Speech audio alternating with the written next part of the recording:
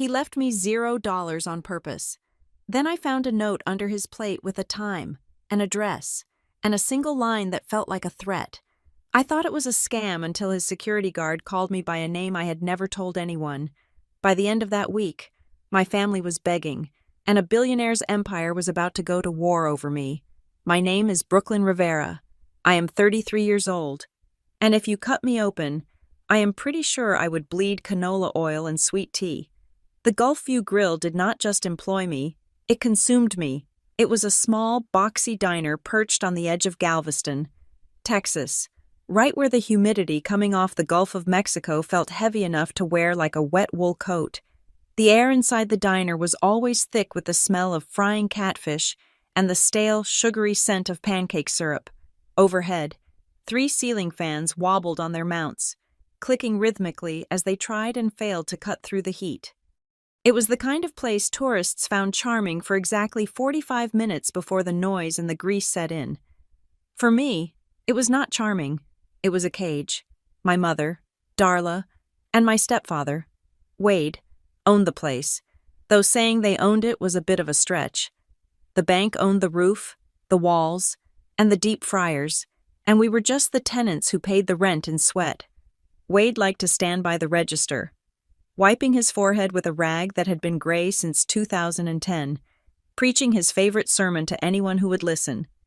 "Family is first," he would say, usually right after screaming at the busboy for dropping a fork. "In this house, we stick together, we survive together." It was a nice sentiment. It looked great cross-stitched on a pillow. But in the Rivera household, family is first actually translated to something much uglier. It meant that my tips were not really my tips. It meant that when the walk-in freezer broke down, my savings account was the emergency fund. It meant that I was 33 years old, sleeping in a converted garage behind the main house, and working 6 days a week for a paycheck that usually dissolved into the restaurant's operating costs before I could even cash it. I was trapped in a loop of guilt and exhaustion. Every time I thought about leaving, about taking my car and driving north until the air stopped smelling like salt and desperation, Darla would give me that look. It was a wounded, terrified look that said I was abandoning them to drown. "You are all we have, Brooklyn," she would whisper. Usually while tallying up the lunch receipts. "We can't run this place without you." So I stayed. I poured coffee. I smiled at tourists who complained that the shrimp was too spicy or the ice was too melted.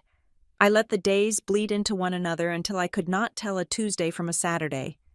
The only person who told me the truth was Jessa Miller.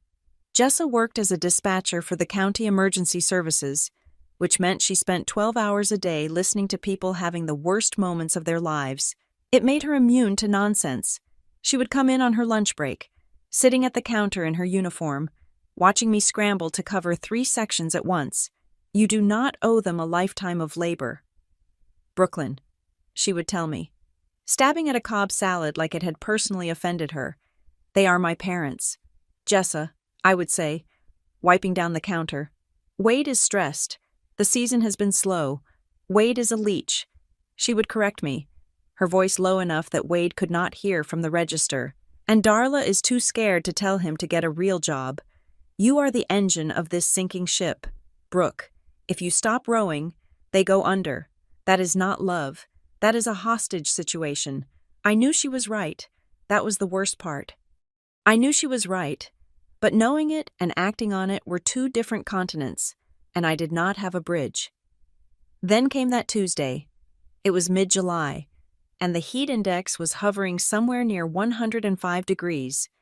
The air conditioning unit on the roof was wheezing, rattling its death rattle, and the diner was packed shoulder to shoulder with sunburned tourists.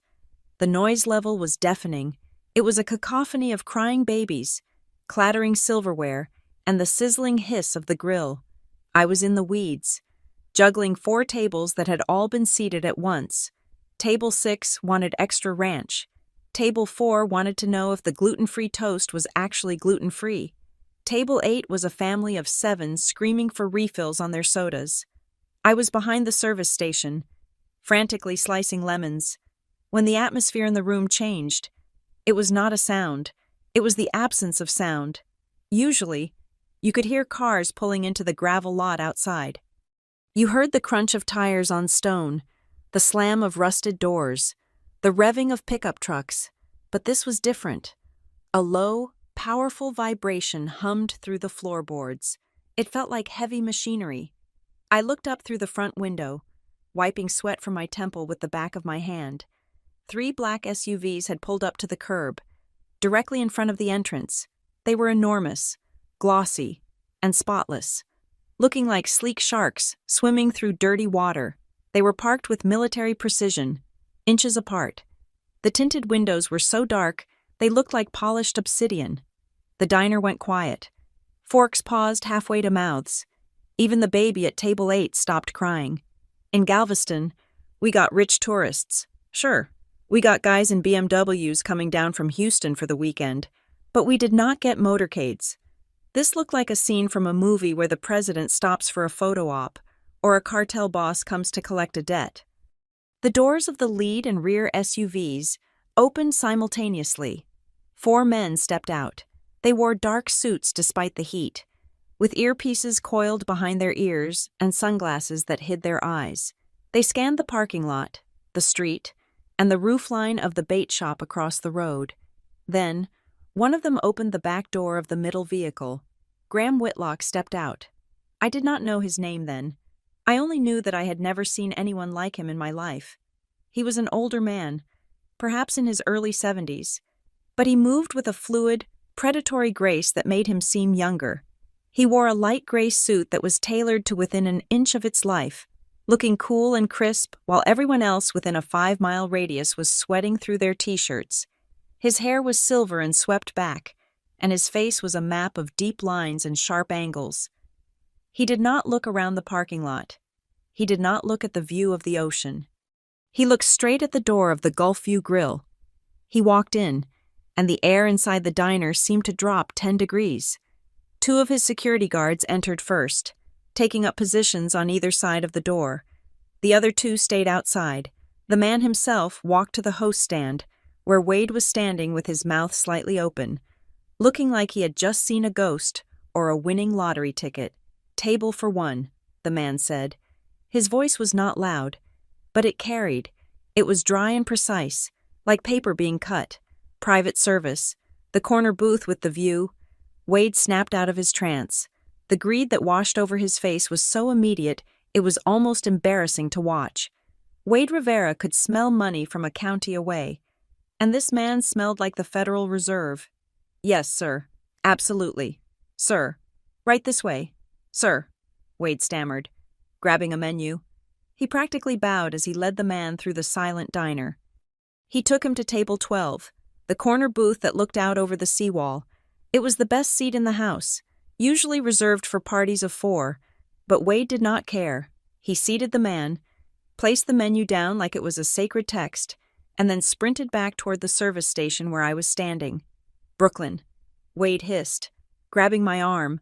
His fingers dug into my skin. "You are taking table 12. "I can't, Wade," I said, pulling my arm back. "I have 4 tables already. The family at 8 is waiting on drinks." "And forget table 8, Wade whispered, his eyes wide and frantic. "Look at that guy. Did you see the cars? That is a whale. Brooklyn, that is the kind of customer who leaves a $500 tip if you smile right. We need this. The electric bill is due on Friday and we are short. You work that table. You make him happy." He did not wait for an answer. He shoved me toward the floor. I took a breath, smoothed my apron, and grabbed my notepad. I told myself to calm down. It was just a man. Just a rich guy who probably wanted a quiet lunch away from his ivory tower. I had served rich people before. They usually wanted their dressing on the side and their iced tea with no ice. I could handle this. I walked toward table 12. The man was sitting perfectly still. He had not opened the menu. His hands were folded on the table in front of him. They were manicured hands, but they looked strong. As I approached, he turned his head slowly to look at me. That was when the feeling hit me. Usually, when men looked at me in the diner, it was one of 2 things. They were either hungry for food, or they were hungry for something else. I was used to the wandering eyes, the unwanted compliments, the clumsy attempts at flirting. I had armor for that. I knew how to laugh it off, how to deflect, how to keep the tip while keeping my distance. But this man was not looking at me like that. His eyes were a pale, icy blue, and they were devoid of any warmth. He did not look at my body. He looked at my face. He looked at my hands. He looked at the way I held my pen. It felt like he was taking me apart, layer by layer. It was an evaluation. It felt clinical, detached, and terrifyingly intense. I felt like a specimen under a microscope. "Good afternoon, sir," I said, forcing my customer service smile onto my face. It felt tight. "My name is Brooklyn. I will be taking care of you today. Can I start you off with something to drink?" He did not blink. He just held my gaze for 3 seconds that felt like 3 hours. He was studying me. He was searching for something in my features. "Ice water," he said finally, "with lemon and the blackened redfish, no sauce." He did not look at the menu. He knew what he wanted. "Is that all?" "Sir," I asked. "For now," he said. I turned to walk away, and I could feel his eyes on my back. The hair on my arms stood up. My heart was hammering against my ribs, a frantic, thumping rhythm that had nothing to do with the lunch rush. Just a meal, I told myself as I hurried toward the soda fountain. Just a rich old man. Don't think too much about it. But my hands were shaking as I scooped the ice. I could not shake the feeling that something had just walked into the Gulfview grill that was far bigger than a lunch order. Wade saw a walking ATM. Darla probably saw a story to tell her friends at bingo. But I saw something else. I saw a predator who had just swum into our little pond, and for some reason, he had decided to stop swimming right in front of me. I looked over my shoulder as I filled the glass. He was still watching me. He was not looking at the ocean. He was not looking at his phone. He was watching me slice the lemon. I took a deep breath, steadied my hand, and walked back into the lion's den. I had no idea that the man sitting at table 12 was about to dismantle my entire life with the precision of a surgeon. Starting with a bill that would total $24.50, the meal proceeded with the agonizing slowness of a dripping faucet in the middle of the night. Graham Whitlock did not eat like a man enjoying a lunch break. He ate like a man disarming a bomb. He cut his blackened redfish into precise, geometric squares, chewing each bite with a rhythmic deliberation that was almost hypnotic to watch. He did not look at his phone. He did not read a newspaper. He did not stare out at the Gulf of Mexico, where the brown waves were churning against the seawall. He watched me. Every time I passed his table, I felt the weight of that gaze. It was not the leering look I got from the construction workers in booth 4, nor was it the impatient glare of the mother at table 8, who was angry that her child's grilled cheese was taking too long. It was a data collection stare. He was cataloging my movements. When I topped off his water glass, he watched my hands to see if they shook. When I apologized to the couple at the next table for the delay in their order, he watched my eyes to see if my smile reached them. It was exhausting.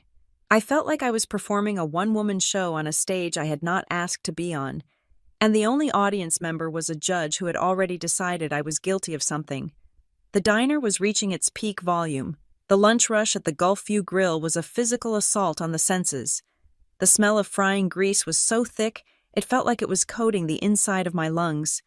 The noise was a solid wall of sound clattering plates, the hiss of the espresso machine, the roar of the deep fryer, and the overlapping conversations of 50 people trying to talk over one another. I was carrying a large oval tray on my shoulder, balanced on my left hand. It was heavy, loaded with 4 Grand Slam breakfasts, 3 large orange juices, and a milkshake that was already starting to weep condensation down the side of the glass. I was moving fast, navigating the narrow aisle between the booths and the center tables, my eyes scanning the floor for dropped napkins or spilled ice. Suddenly, a large man in a floral shirt at table 5 threw his arms back to stretch, oblivious to the world around him. His elbow shot out into the aisle, right into my path. It happened in a fraction of a second. His elbow clipped my hip, hard. The impact knocked me off balance. My feet tangled. The heavy tray on my shoulder pitched violently to the right. In any other universe, that tray would have crashed. The plates would have shattered. The eggs would have splattered across the floor, and the milkshake would have exploded over the man in the floral shirt. It would have been a disaster. Wade would have screamed. The customers would have gasped. I would have spent the next 20 minutes on my hands and knees cleaning up glass and syrup while holding back tears. But that did not happen. My body reacted before my brain even registered the collision. It was pure muscle memory, honed by 15 years of dodging children and drunk tourists. I dropped my center of gravity, bending my knees sharply to absorb the stumble. At the same time, I twisted my left wrist, counterbalancing the tilting tray. I swung my right hand up, catching the edge of the tray just as the milkshake began to slide. I froze. I was in a low crouch, my muscles screaming, the tray hovering at a 45-degree angle. But everything was secure. Not a drop of orange juice had spilled. The man in the floral shirt turned around, blinking. "Oh, excuse me. Darlin'?" he said, oblivious to the catastrophe I had just averted. I exhaled slowly, straightened my legs, and leveled the tray. I forced the tension out of my shoulders and plastered a smile on my face. "You are fine, sir," I said, my voice steady. Plenty of room. I walked on, delivering the food to table 9 without a tremor in my hands. But as I turned back toward the kitchen, my eyes flickered involuntarily toward the corner booth. Graham Whitlock had stopped chewing. His fork was hovering halfway to his mouth. He was looking right at me. For the first time, the cold neutrality of his expression had cracked. There was something else there now. It looked like recognition. It looked like he had just confirmed a hypothesis. He gave a single, almost imperceptible nod, then lowered his fork and went back to his fish. 20 minutes later, he raised a single finger. I walked over. His plate was clean. The lemon wedges were stacked in a neat pile. The napkin was folded beside the silverware. "The check, please," he said. I nodded and pulled the ticket from my apron. I placed it face down on the table. "Take your time, sir." I walked back to the register where Wade was pretending to organize toothpicks. He was practically vibrating with anticipation. "He is done," Wade whispered, leaning over the counter. "Did he ask for anything else? Did he seem happy?" "He is done," I said. "He seemed fine." "Fine," Wade hissed. "Fine doesn't pay the mortgage. Brooklyn. Fine doesn't fix the roof. People like that. They don't just leave 20%. They leave $100 bills just to show they can." Watch. You watch. I watched. From the corner of my eye, I saw Whitlock pull a sleek black leather wallet from his jacket. He did not use a credit card. He pulled out a crisp $50 bill and a few smaller bills.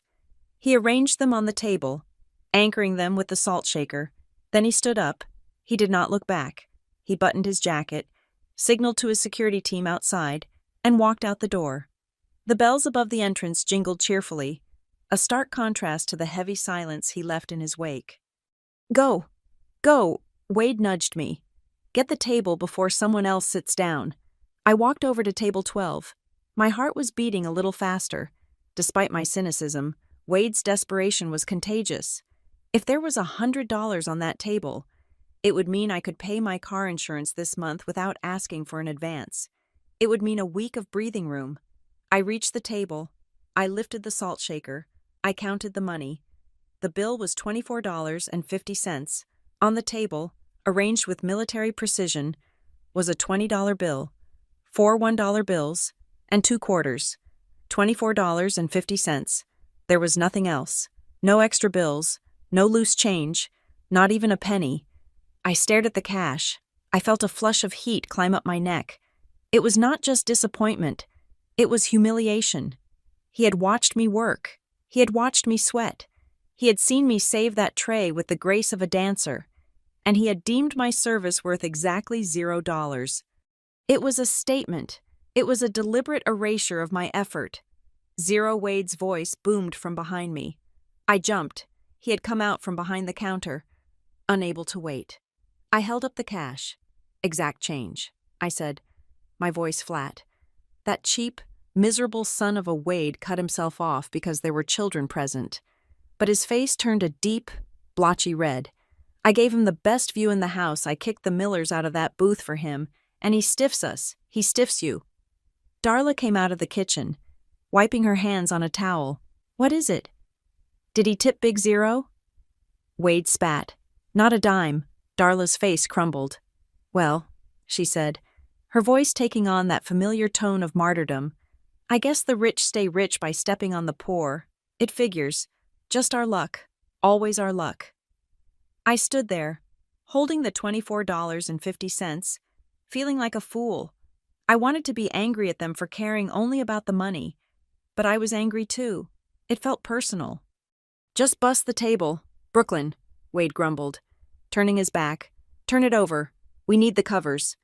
I swallowed the lump in my throat and nodded. I put the cash in my apron pocket and reached for the empty plate. I was angry. I was tired. I wanted to sweep the dishes into the bin and walk out the back door. I grabbed the edge of the large dinner plate and lifted it up. My breath hitched. There, sitting squarely in the center of the placemat, exactly where the plate had been hiding it, was a piece of paper. It was not a napkin. It was a piece of heavy, cream-colored stationery, folded in half with a sharp crease. It had been placed there deliberately. If I had just wiped the table without lifting the plate, I might have swept it onto the floor, but he knew I would lift the plate. He knew the routine. I glanced around. Wade was back at the register. Complaining to a regular, Darla was back in the kitchen. No one was watching. I picked up the paper. It felt expensive, thick and textured between my thumb and forefinger. I unfolded it. The handwriting was black ink, slanted and jagged, aggressive but controlled. There were 3 lines. The first line was an address in Houston, a specific house number on a street I recognized from the news, a street in River Oaks, where the houses cost more than my entire neighborhood combined. The second line was a time Wednesday, 7:00 p.m. The third line made the blood drain from my face. No tip. Your tip is the truth. Bring the receipt. I stared at the words. The sounds of the diner seemed to fade away, replaced by a high-pitched ringing in my ears. Your tip is the truth. What did that mean? It felt like a threat. It felt like a lure. Who leaves a note like that? Was this some kind of sick game? Was he one of those rich eccentrics who like to toy with working-class people, dangling a carrot just to see if we would jump? My first instinct was to crumple it up. I should throw it in the trash with the leftover coleslaw and the used napkins. I should forget I ever saw it. I should go back to my life, to my safe, miserable loop of frying catfish and paying bills, but I didn't. My hand closed around the paper, crushing it slightly. I looked toward the door, half expecting him to be standing there, watching me read it. But the parking lot was empty of the black SUVs. He was gone. Brooklyn Table 4 needs refills. Wade yelled. I jumped. Comin'. I yelled back. I shoved the note deep into the pocket of my apron, right next to the $24.50. It felt hot against my hip, like a piece of burning coal. That night, the air in my converted garage was stagnant and heavy. The window unit hummed and rattled, but it did little to cut the humidity. I lay on my back, staring at the water stains on the ceiling. The note was sitting on my nightstand. I had taken it out, smoothed the creases, and read it a dozen times. Wednesday, 7:00. River Oaks. It was a 2-hour drive to Houston. I had a shift on Wednesday night. I would have to lie to Wade to get out of it. I would have to tell him I was sick, or that the car broke down. Why was I even considering it? It was insane. You do not go to the home of a stranger who leaves cryptic notes and travels with a private army. That is how people end up on the news in the bad way. But then I thought about his eyes. I thought about the way he had looked at me when I caught the tray. He hadn't looked at me like a waitress. He hadn't looked at me like a woman. He had looked at me like I was a puzzle he had just solved. Your tip is the truth about what I rolled over, punching my pillow. I thought about my life. I thought about the grease that never really washed out of my hair. I thought about Darla's guilt trips and Wade's greed. I thought about the emptiness of the last 10 years, the feeling that I was waiting for a bus that was never coming.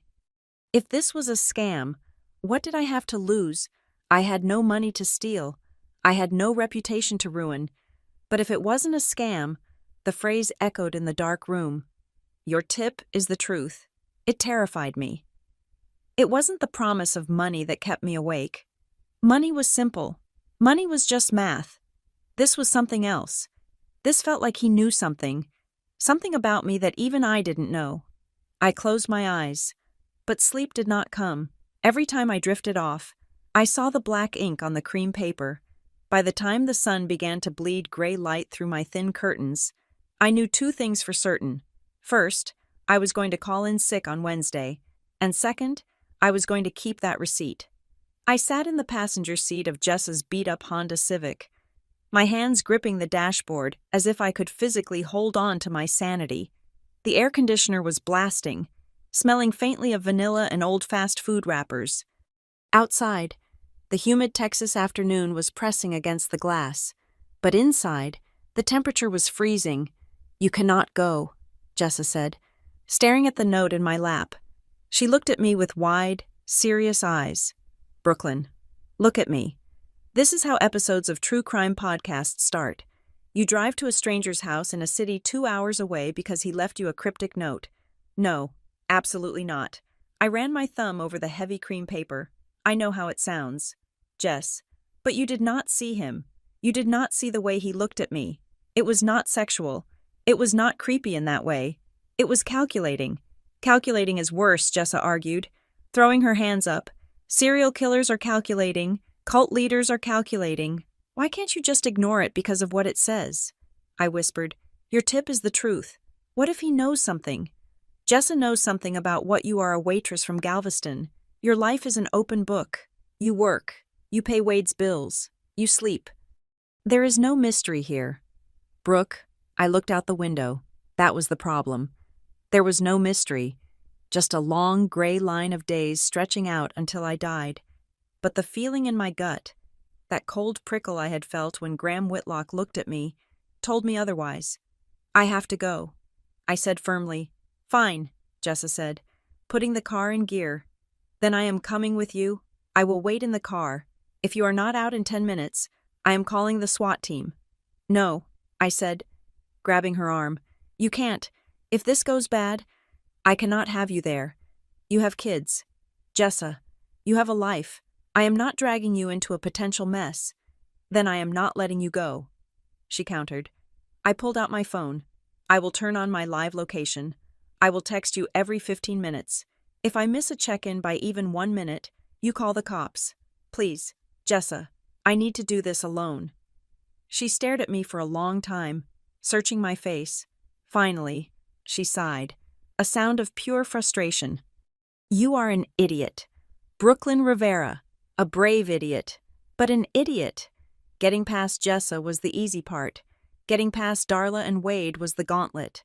I walked into the house, clutching my purse, trying to look casual. Wade was at the kitchen table, staring at a stack of overdue invoices with a look of doom. Darla was pacing by the stove. I am taking the car, I said, keeping my voice even. I have to go to Houston.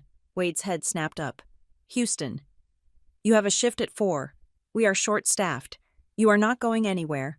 I am not asking. Wade, I am telling you, I have an appointment.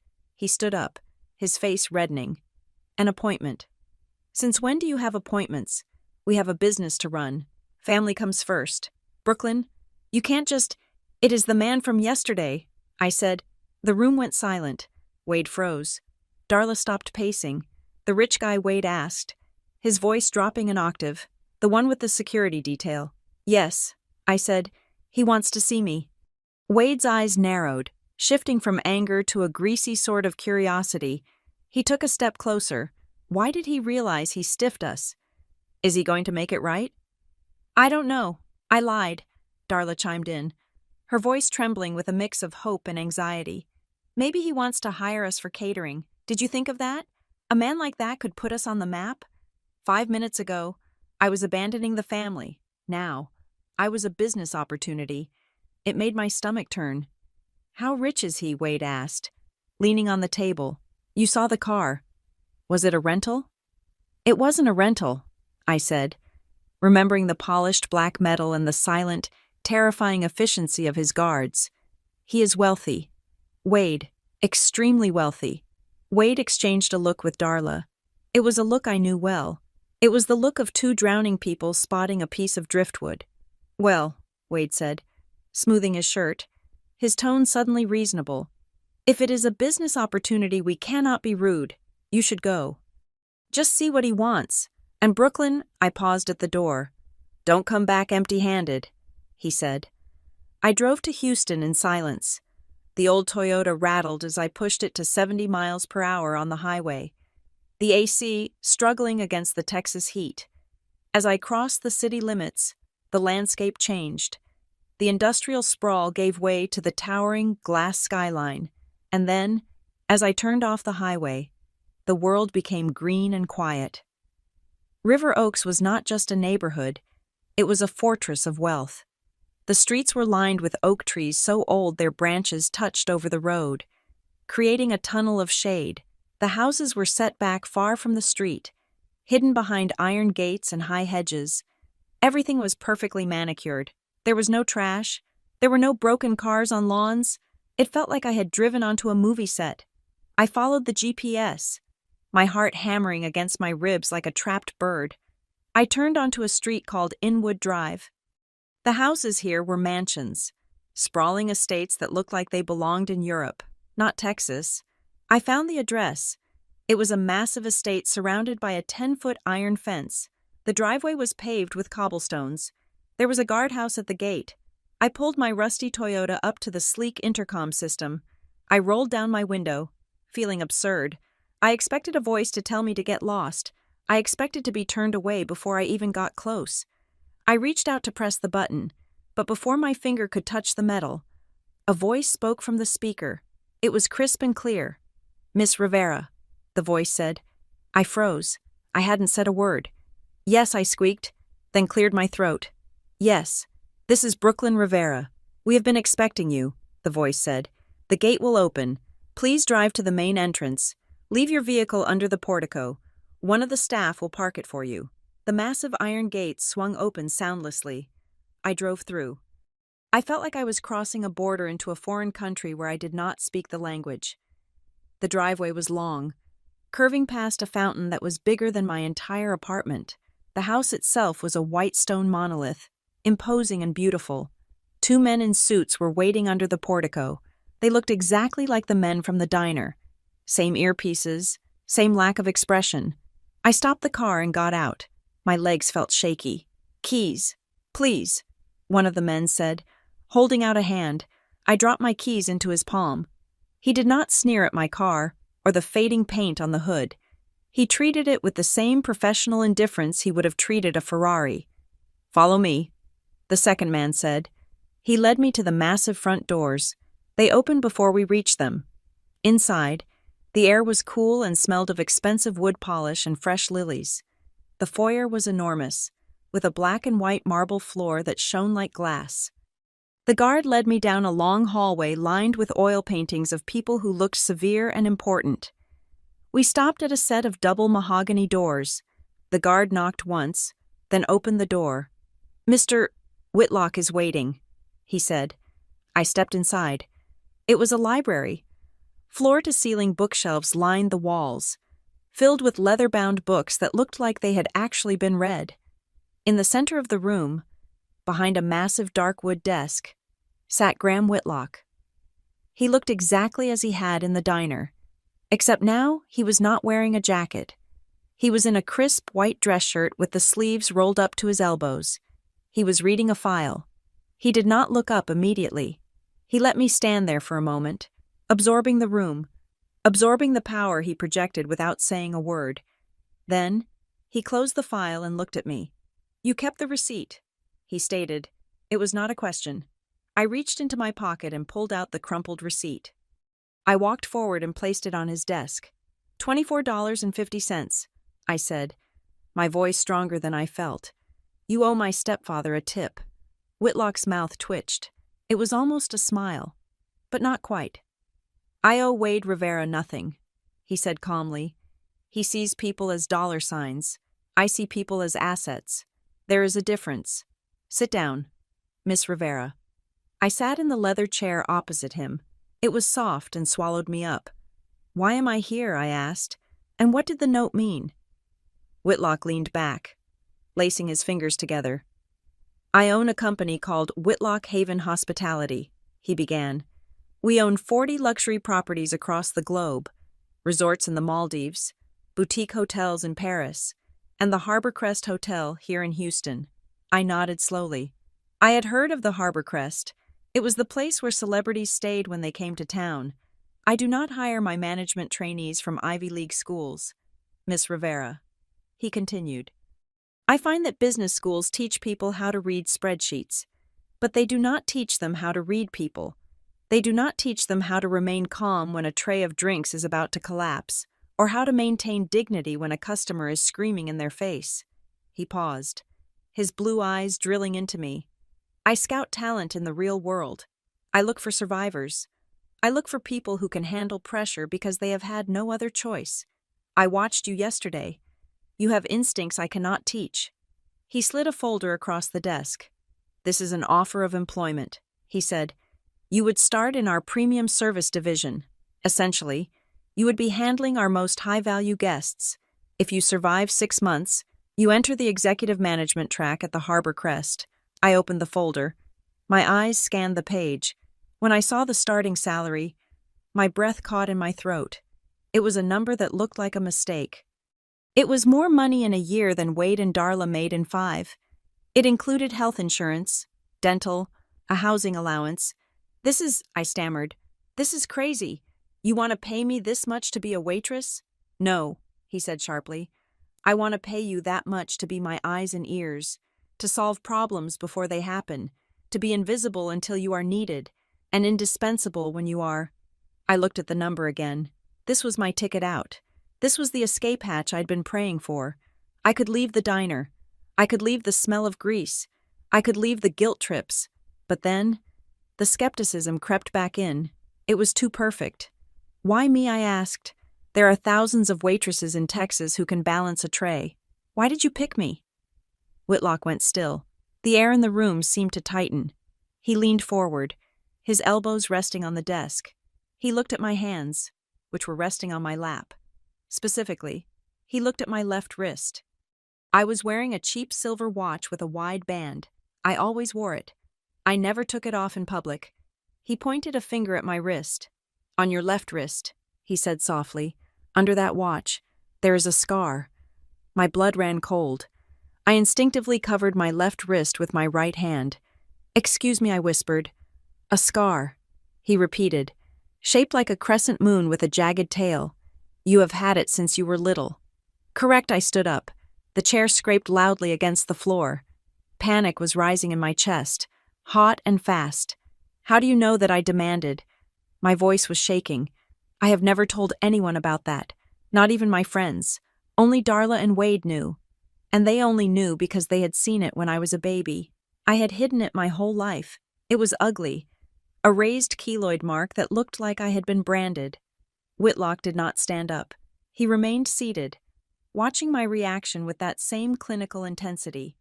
Sit down. Brooklyn, he said. I am leaving, I said, backing toward the door. You are stalking me. This is sick. I am not stalking you, he said, his voice dropping to a low, commanding register. I am offering you a chance to understand who you are. He opened a drawer in his desk and pulled out a single sheet of paper. He slid it across the desk next to the job offer. This is a non-disclosure agreement, he said. It states that anything you see, hear, or learn within this house or my company remains strictly confidential. I stopped moving. My hand was on the doorknob. Why would I sign that, I asked. Because you want to know how I know about the scar, he answered, and because deep down, you have always known that the story of your life has missing pages. I stared at him. He was right. I had always felt it. A sense of displacement, a feeling that I was a puzzle piece jammed into the wrong box. I walked back to the desk slowly. My heart was pounding so hard I could hear it in my ears. I looked at the NDA. Then I looked at the job offer. Then I looked at the man who knew the secret of my skin. If I sign this, I said, you will tell me the truth. He picked up a heavy fountain pen and held it out to me. I will tell you enough to start, he said. But I will warn you, Brooklyn, the truth is not a gift. It is a weapon. He looked me dead in the eye, and his next words sent a shiver down my spine that had nothing to do with the air conditioning. If you want the truth, you will need to survive the storm it brings. I took the pen. My hand was trembling, but I signed my name. The Harbor Crest Hotel did not smell like canola oil. It smelled of white tea, bamboo, and the terrified sweat of 300 employees trying to remain invisible. Transitioning from the Gulfview Grill to the Harbor Crest was like stepping out of a go-kart and into the cockpit of a fighter jet. At the diner, the rule was simple: get the food to the table before it gets cold. Here, the rule was the platinum standard. Every movement was choreographed. Every phrase was scripted. We did not say no. We said, "Allow me to explore an alternative for you." We did not fix problems. We curated solutions. My official title was Guest Experience Associate. But that was just corporate speak for a problem solver in a tailored suit. The uniform was sharp: a navy blazer, a pencil skirt, and a silk scarf tied with a knot that took me 3 YouTube tutorials to master. The work was brutal, but not in the way digging ditches is brutal. It was a mental siege. I had to memorize the preferences of 200 VIP guests. Mr. Henderson in Suite 402 is allergic to feather pillows. Mrs. Roth in the penthouse requires her coffee at exactly 6:15 in the morning, and it must be at 180 degrees. But the hardest part wasn't the work. It was the target painted on my back. Graham Whitlock had set me up with a corporate apartment and a car service. Every morning, a black sedan dropped me off at the employee entrance. I tried to tell the driver to stop a block away, but he refused, citing Mr. Whitlock's protocols. So, every morning, I stepped out of a luxury car in front of line cooks and housekeepers who had taken 2 buses to get to work. They hated me. I didn't blame them. In the locker room, conversations would die the second I walked in. I heard the whispers. "Here comes the princess." Someone would mutter, "I heard she didn't even interview. Must be nice to have a sugar daddy on the board." I kept my head down. I focused on the knot in my scarf. I told myself I was there to work, not to make friends. But the isolation stung. My direct manager was a man named Derek Shaw. Derek was in his late 40s, with hair so gelled it looked bulletproof, and a smile that never reached his eyes. He was the director of guest services, and he looked at me like I was a ticking bomb he couldn't defuse. On my 3rd day, he pulled me into his office. It was a glass box overlooking the lobby, designed so he could see everything. "You are doing well." "Rivera," Derek said, tapping a pen on his desk. "Surprisingly well." "Thank you, sir," I said. He leaned forward. His eyes were hard. "Let us cut the corporate act for a second. I have been in this industry for 20 years. I started as a bellhop. I clawed my way up. You walked in off the street into a senior associate role because the chairman made a phone call." He paused, waiting for me to flinch. I didn't. "I'm not saying you are incompetent," he continued, "but in this building, you are a ghost. You have no history, no references, just a direct line to Graham Whitlock. So I have to ask, are you actually good at this job? Or are you just protected?" I looked him dead in the eye. "I survived 10 years of lunch rushes at a tourist trap in Galveston with a broken AC and a fryer that caught fire once a week. Mr. Shaw, I can handle a missing towel in a penthouse." Derek stared at me for a long moment. Then, he gave a short, dry laugh. "We will see," he said. "We have the Tech Energy Gala tonight. 500 guests, senators, oil tycoons. If you survive that without running crying to Mr. Whitlock, I might stop checking your timesheets." I didn't run crying. I ran the floor. The gala was a nightmare wrapped in silk. At 7 o'clock, the main ballroom was a sea of tuxedos and gowns. The air was thick with perfume and ego. I was stationed at the VIP concierge desk, handling last-minute requests. At 8:30, disaster struck.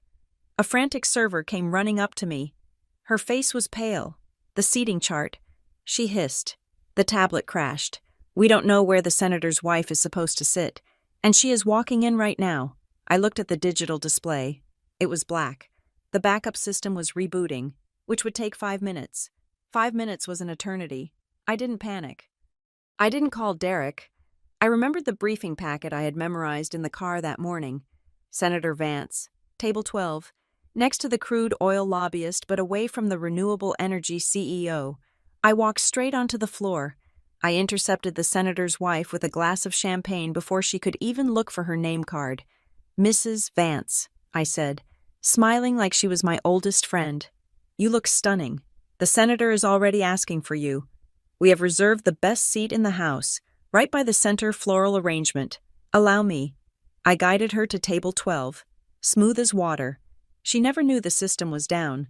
She never knew she was seconds away from a diplomatic incident. By the end of the night, I had reorganized the coat check line to cut wait times by 50%, caught a busboy trying to sneak out with a bottle of expensive scotch, and personally walked a drunk oil tycoon to his limo before he could start a fight. When the lights came up at 2 in the morning, Derek Shaw walked past me. He didn't smile. He didn't high-five me, but he nodded. "Good save on table 12, he said. That was all I got. It was enough. But while I was winning small battles on the floor, the war was starting upstairs. I met Cameron Whitlock on a Tuesday. I was in the elevator, holding a stack of files. When the doors opened on the executive floor, a man stepped in. He was in his mid-30s, handsome in a way that money buys. He had Graham's jawline, but his eyes were different. Graham's eyes were cold but sharp. Cameron's eyes were just empty and cruel. He wore a suit that probably cost more than my parents' house. He looked at the files in my hand, then at my badge. "Brooklyn Rivera." He read aloud. His voice was smooth, like expensive bourbon. I stiffened. "Good morning, Mr. Whitlock?" He didn't return the greeting. He just looked me up and down, a smirk playing on his lips. "So, you are the project," he said. "I beg your pardon, my uncle's project," he clarified. "The stray he picked up from the coast, I must say. The reports are impressive. You are quite the little worker bee." I tightened my grip on the files. "I'm just doing my job." "Sir?" He laughed. It was a soft, dismissive sound. "Job. Right. Let's call it that. Just a piece of advice. Brooklyn. My grandfather is getting old. He gets sentimental. He picks up hobbies. Sometimes it is antique cars. Sometimes it is people. But he always gets bored." The elevator doors opened on the lobby level. Cameron stepped out, then paused and looked back over his shoulder. "Enjoy the ride while it lasts. The fall is a long way down." He walked away, leaving me standing in the open elevator, my heart hammering against my ribs. It wasn't just an insult, it was a declaration of war. He knew I didn't belong, and he was counting the minutes until he could prove it. But the strangest part of my new life wasn't the enemies, it was the dinners. Once a week, like clockwork, Graham Whitlock summoned me. Not to his office, not to a boardroom. He invited me to dinner at the hotel's private rooftop restaurant. We would sit at a secluded table, surrounded by the glittering Houston skyline. The food was incredible truffle risotto, Wagyu beef, things I couldn't even pronounce. But we never talked about the food. We never talked about the hotel. We never talked about Cameron. "Tell me about your 6th birthday," he asked one night, cutting his steak with surgical precision. I paused, my fork hovering. "My 6th birthday, I think we went to the boardwalk. Wade bought me a funnel cake." "Do you remember the hospital where you were born?" he asked another time. "No," I said. "I was born at home." That is what Darla always said. "A midwife delivered me." He would nod, his face unreadable, cataloging every answer. He asked about medical history. He asked if I had any recurring dreams. He asked if I had ever felt like I was being watched as a child. It felt less like a conversation and more like a deposition. He was building a profile. He was checking boxes on a list only he could see. One night, after a particularly grueling dinner where he had asked about my blood type, I went back to the employee office to finish some paperwork. It was late, almost midnight. The hotel was quiet. I needed to update my direct deposit information in the HR portal. I logged into the system, navigating through the employee database. My profile popped up on the screen. Name Brooklyn Rivera ID 94852 Department Guest Services. I scrolled down, just idly checking the data. My eyes stopped at the bottom of the page, at the metadata stamp. Profile created. June 12, 2025. Created by Executive Office Override. I froze. June 12th. I pulled out my phone and checked the calendar. I scrolled back. Graham Whitlock had walked into the Gulf View Grill on July 15th. My profile in the Harbor Crest system had been created a full month before he ever sat in my section. A month before the $0 tip. A month before he tested me with the receipt. I felt a cold chill wash over me. The noise of the server room fans seemed to get louder. He hadn't found me by accident. He hadn't been impressed by my service that day. The entire thing, the lunch, the stare down, the note. It was theater. He had come to Galveston to collect me. I had been hired before he even ordered his ice water. I closed the laptop, my hands shaking. I needed to talk to Jessa. I called her from the stairwell, my voice echoing against the concrete walls. Jessa, you need to wake up, I whispered. It is 1 a.m. Brooklyn, she groaned. Unless you killed someone, this better be good. He knew. I said, he knew who I was before he came to the diner. My file was created in June. Jessa, he didn't stumble upon me. He hunted me. There was silence on the other end. Then, the sound of rustling sheets. Okay, Jessa said, her voice sharp and awake now. I have been doing some digging too, since you told me about the scar. I didn't want to say anything until I was sure. But Brooklyn, listen to me. I leaned my head against the cold concrete wall. What did you find? I went through the archives of the Houston Chronicle, she said. I searched for Graham Whitlock. Not the business articles, the personal ones, old society pages. And there was a scandal about 30 years ago, Jessa said. A massive family dispute over a trust fund. Graham's son Cameron's father died in a boating accident, but there was a second branch of the family. Graham had a daughter. I held my breath. A daughter. Yes, she was the favorite. But she vanished. The story was that she ran off with a nobody, got disowned, the usual rich girl rebellion drama. But here's the thing. Brooklyn. She was pregnant when she left. The hallway seemed to spin. There was a lawsuit later, Jessa continued, her voice rushing now. A dispute about the Whitlock Legacy Trust.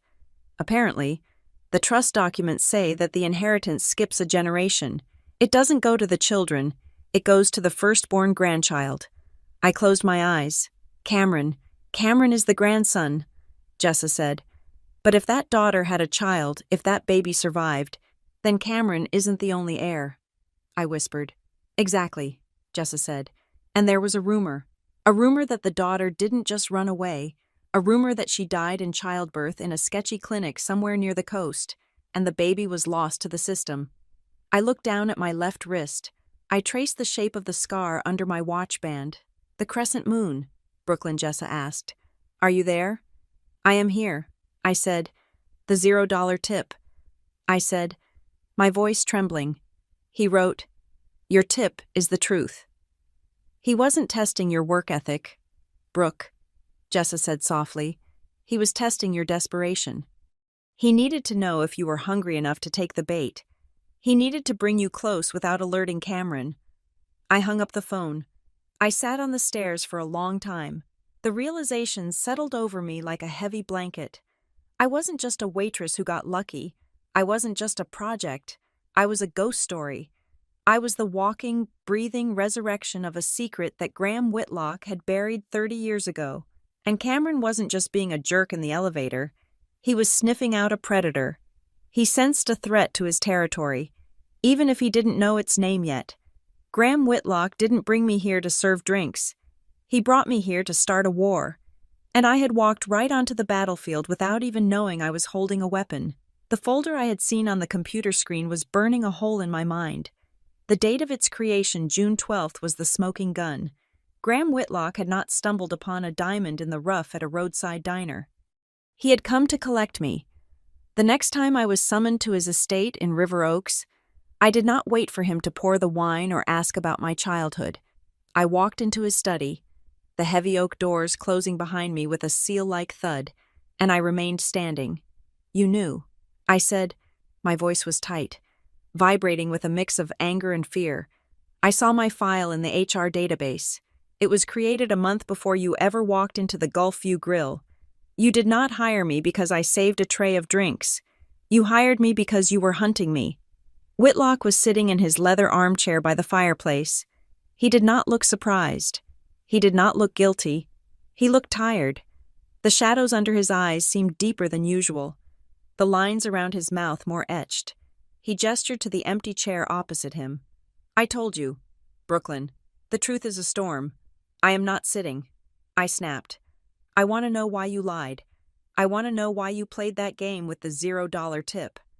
I want to know who I really am to you, because I am done being a project." Whitlock reached into the inside pocket of his jacket.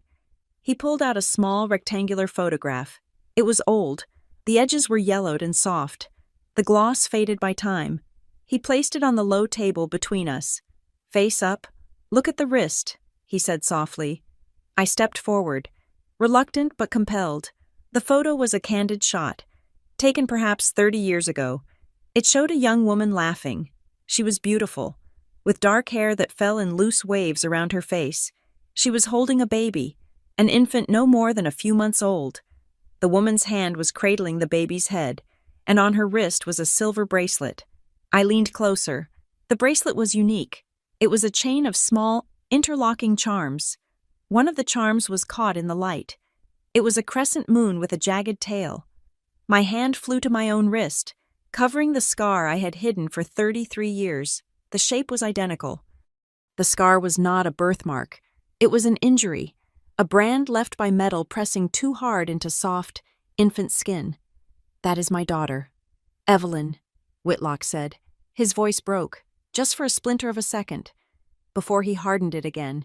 "And that baby is the child she had before she was erased from this family." I stared at the woman in the photo. I looked for myself in her face. I saw the same chin, the same brow. "No," I whispered, backing away. "No, this is a trick. I have a mother. Her name is Darla. I have a father. His name is Wade. I have a birth certificate. You have a piece of paper that was bought for $5,000 from a broker in 1992. Whitlock stated. He did not raise his voice. He spoke with the flat, brutal cadence of a judge reading a verdict. "My daughter did not run away. Brooklyn, she was struggling. She was vulnerable. She sought help outside the family because she was proud and because she was afraid of my judgment. She entered a facility that promised support for young mothers. Instead, they specialized in redistribution." He stood up then, leaning heavily on his cane. "They told us the baby died. They told us there were complications. By the time we investigated, the facility was closed. The records were burned. The staff had vanished. For 30 years. I believed my granddaughter was dead." He looked at me. His eyes were wet.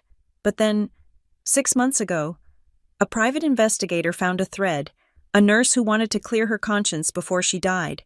She gave us a list of names.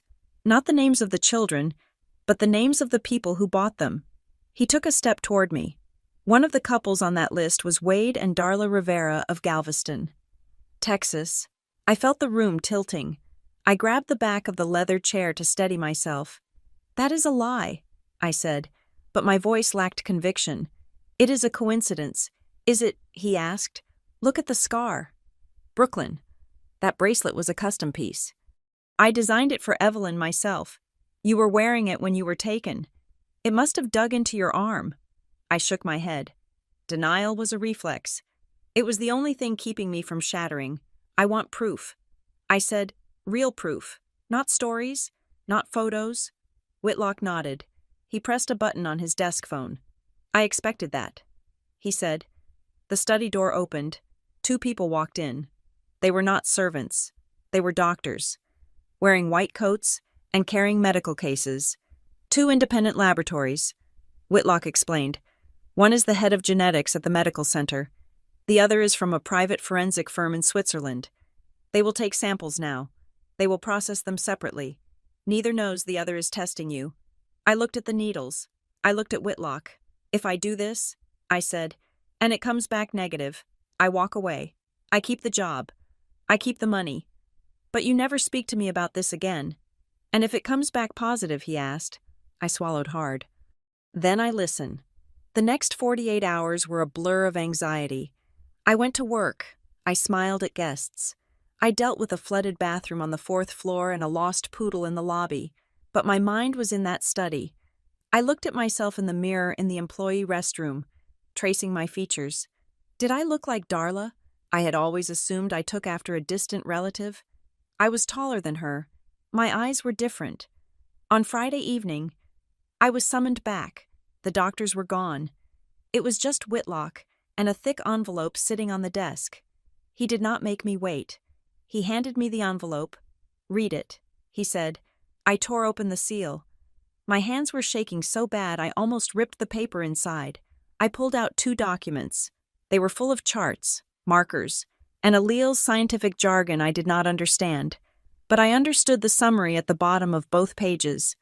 Probability of paternity, grandpaternity, 99.99.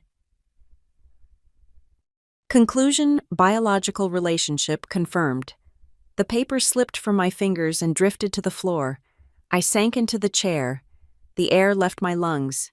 It was true. The grease, the diner, the endless demands for money from Wade, the guilt trips from Darla. It was all built on a lie. They hadn't saved me. They had bought me. And for 30 years, they had watched me serve them, knowing I should have been sitting on a throne, not scrubbing a fryer. I felt a scream building in my throat, but it came out as a sob. Whitlock moved around the desk. He did not hug me.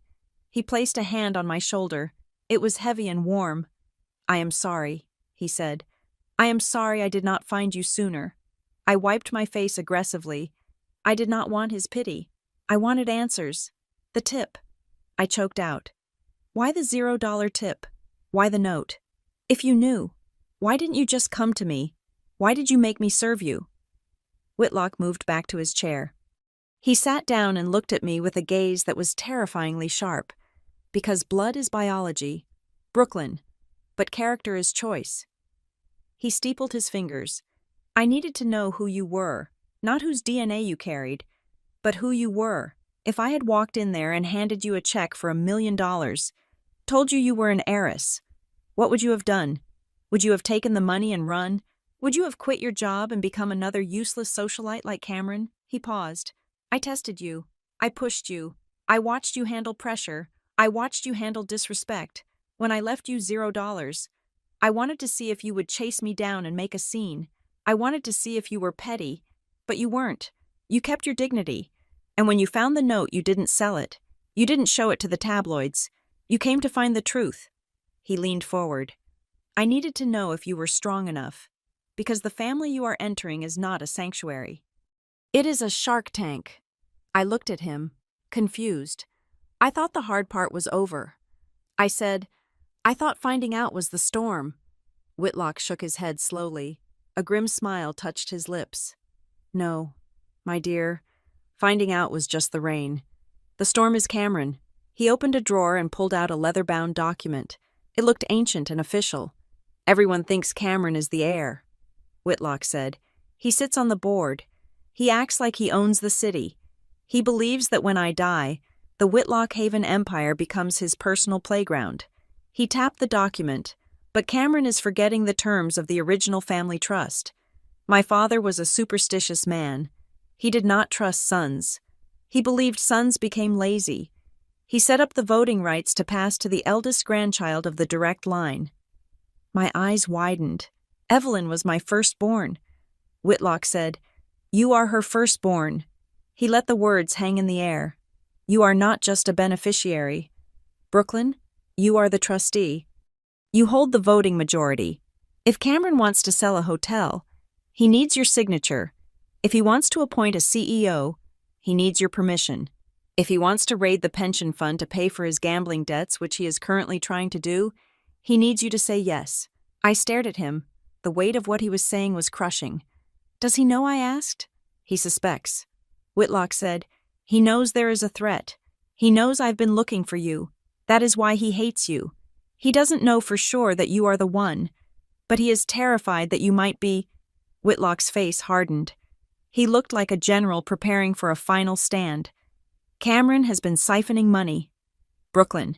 He is leveraging the company against itself. He is weak, and he is greedy. If he takes control, he will dismantle everything I built.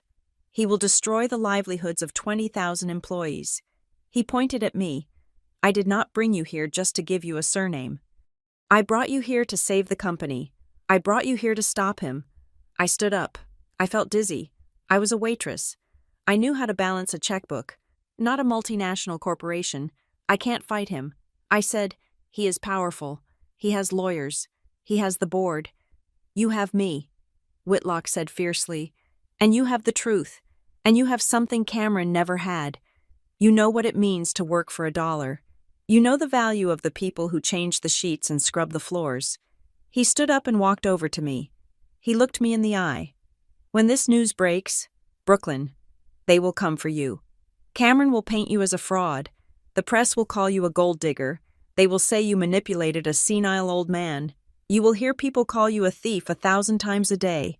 He placed his hands on my shoulders. But remember this, you are not taking anything that isn't yours.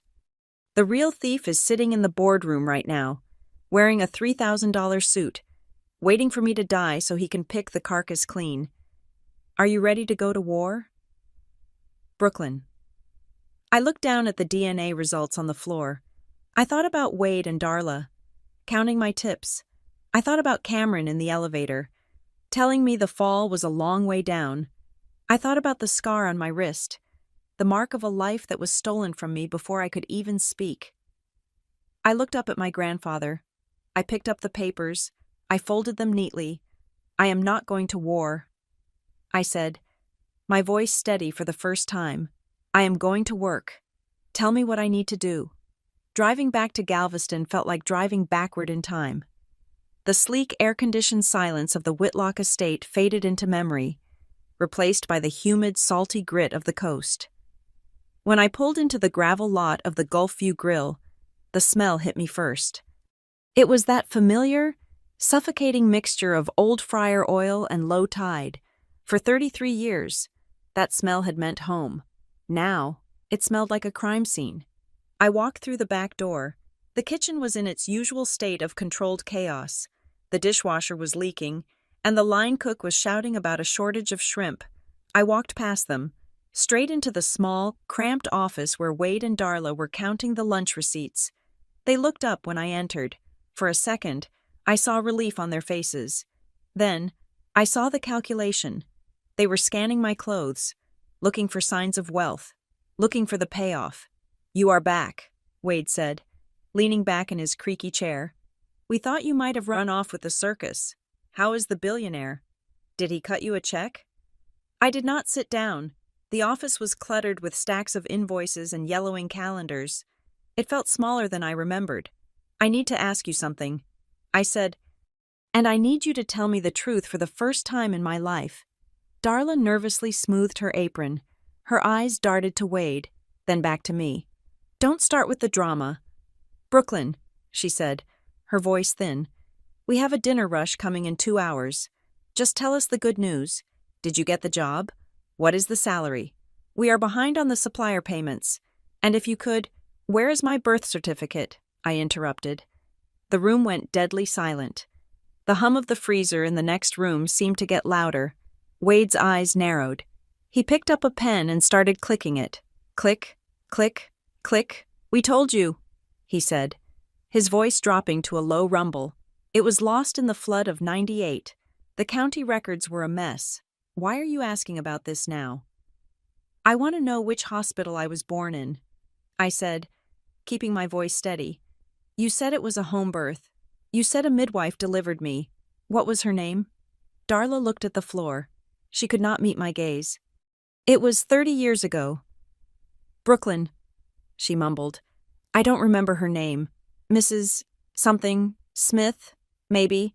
Why does it matter? You are here, aren't you? You are healthy. It matters, I said. Reaching into my purse, I pulled out the envelope Graham Whitlock had given me. I did not open it. I just slammed it down on the desk, right on top of their precious receipts. It matters because I took a DNA test. Darla flinched as if I had slapped her. Her face drained of color, turning a sickly shade of gray. She reached out and gripped the edge of the desk, her knuckles white. Wade, however, did not look scared.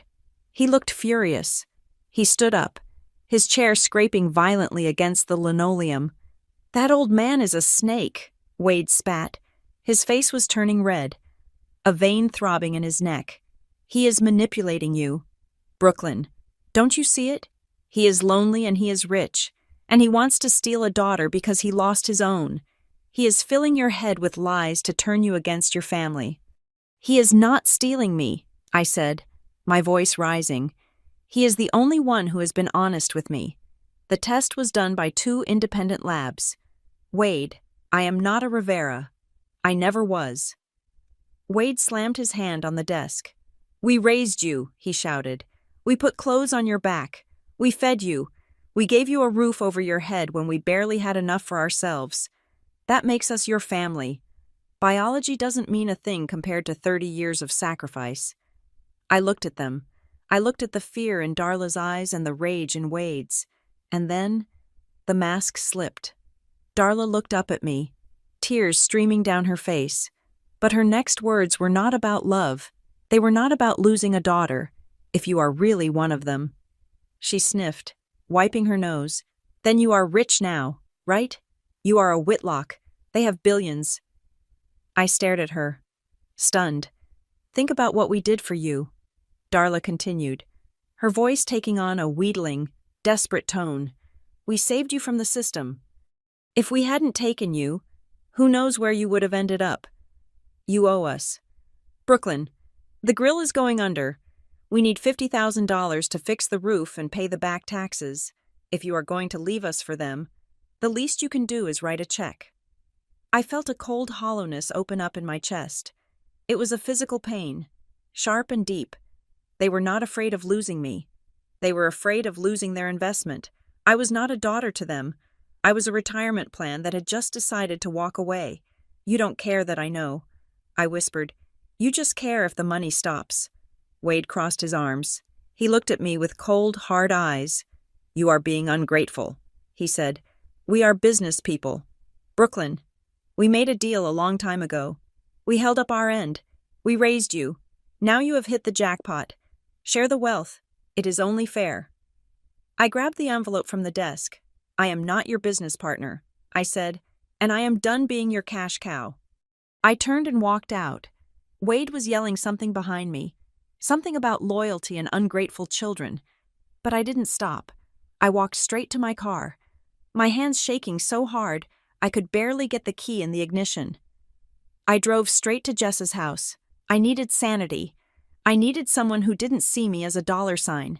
Jessa was waiting for me. She had a laptop open on her kitchen table and a pot of strong coffee brewing. She took one look at my face and poured me a mug without saying a word. "They admitted it," she asked, sitting down opposite me. "Basically," I said, wrapping my hands around the warm mug. They pivoted to asking for money within 2 minutes. It was transactional. Jessa. It was like I was a bad investment they were trying to salvage. Jessa reached out and squeezed my hand. "I am sorry. Brooke." She turned the laptop around. "I have been digging while you were gone," she said.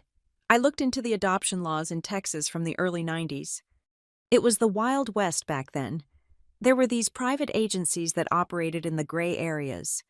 I found one called New Horizons Family Services. I looked at the screen. It was a scanned image of an old newspaper clipping. They were shut down in 1996 for fraud and human trafficking, Jessa explained. But before they closed, they specialized in private placements for wealthy families looking to avoid questions, or, in some cases, wealthy families looking to dispose of a problem. She pointed to a name in the article. The director of the agency was a woman named Martha Greaves. I did a deep search on her. Jessa said, "She died 10 years ago. But I found a list of her known associates. One of them was a lawyer who handled the paperwork for the Rivera adoption. It was confirmation. It was the final nail in the coffin of my childhood. I need to know the money trail. I said, Whitlock said they were bought. I need to prove it. Jessa nodded. There is one person who might know. Mrs. Higgins. Mrs. Higgins had been the bookkeeper for the Gulfview Grill for 20 years before she retired. She was ancient, living in a small bungalow on the other side of the island. She had always liked me. She used to sneak me candy when I was a kid, waiting for Darla's shift to end. We went to see her an hour later. She was sitting on her porch, surrounded by cats. She squinted at me through thick glasses. Brooklyn, she rasped. Lord, child, you look like you have seen a ghost. I sat on the steps beside her.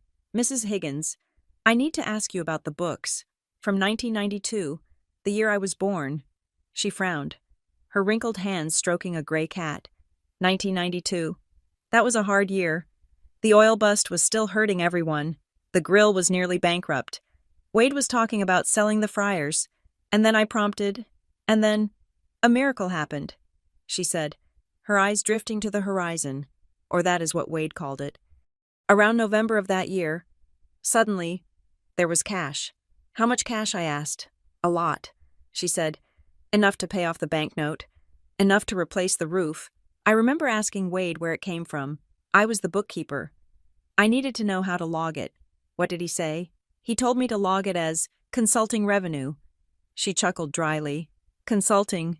Wade Rivera couldn't consult his way out of a paper bag. But he was the boss. I did what I was told. But I remember the deposit slip. It was a cashier's check. $50,000. $50,000 in 1992.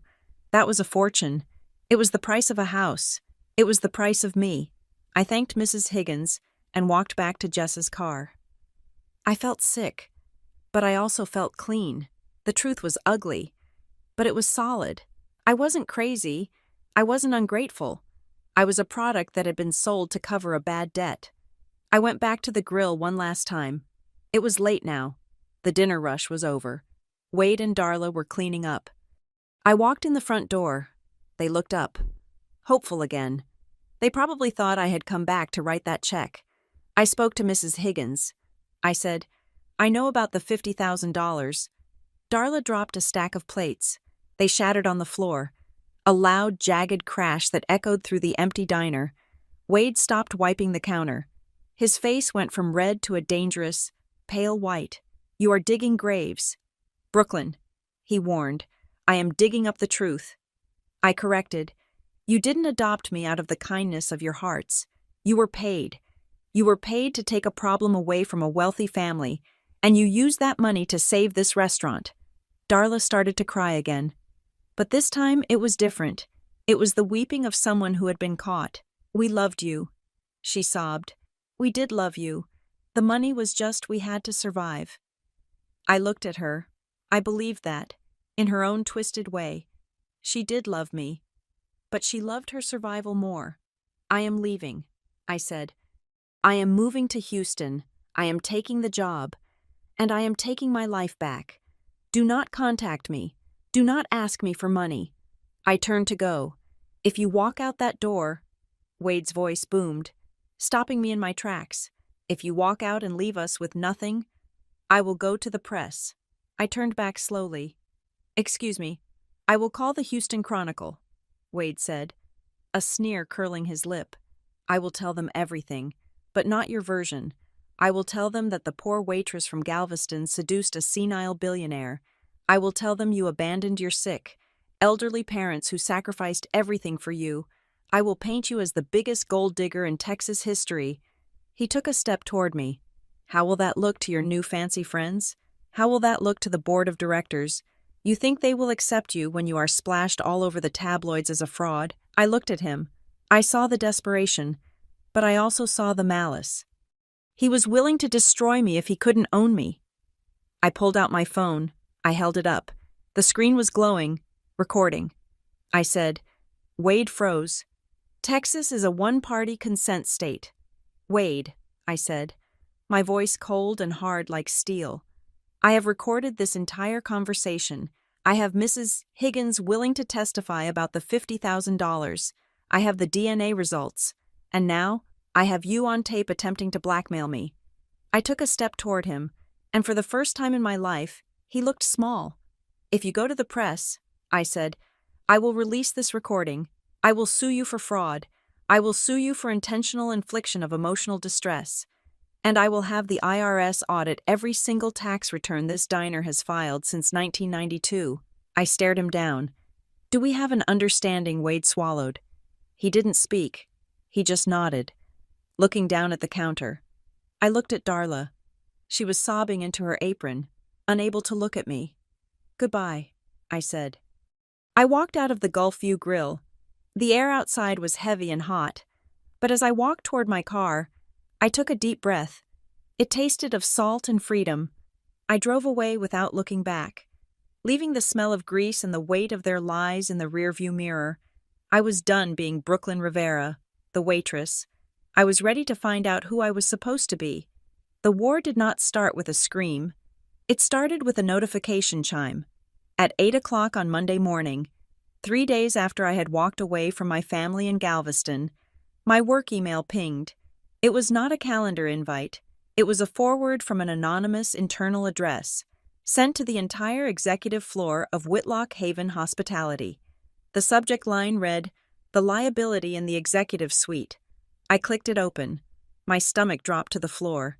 It was a dossier. It contained photos of me serving tables at the Gulfview Grill, looking sweaty and exhausted. It had a scanned copy of my high school transcript, which was average at best. And then, there was the narrative. It described me not as a trainee, but as a senile man's vanity project. It insinuated that my relationship with Graham Whitlock was inappropriate. It questioned my mental stability, citing sources close to her family who claimed I had delusions of grandeur. Wade, he had not gone to the press yet, but he had clearly found a way to feed information to Cameron. I walked down the hallway toward my office. The atmosphere had shifted. The polite nods from the administrative staff were gone, replaced by averted eyes and hushed whispers. I felt like a virus that had breached the sterile environment of the headquarters. I reached my desk. Derek Shaw was standing there, looking grim. "You need to see the board schedule," he said. Not making eye contact, I looked at the digital display. An emergency meeting had been added for 10 o'clock. The agenda item was single and brutal. Personnel risk assessment and brand integrity. "They are coming for me," I said. Derek nodded. "Cameron called it. He is saying your presence is damaging the stock price. He says the rumors are spooking the investors." I straightened my blazer. "Let them come." The boardroom was a cavern of glass and polished mahogany. Cameron Whitlock sat at the head of the table, looking like a shark in a three-piece suit. He was surrounded by his faction 3 board members who nodded every time he exhaled. Graham Whitlock was there too. He sat on the right, looking paler than I had ever seen him. His hands were resting on the table, trembling slightly. Cameron did not waste time. "We are facing a crisis of confidence," he began, his voice smooth and projecting false concern.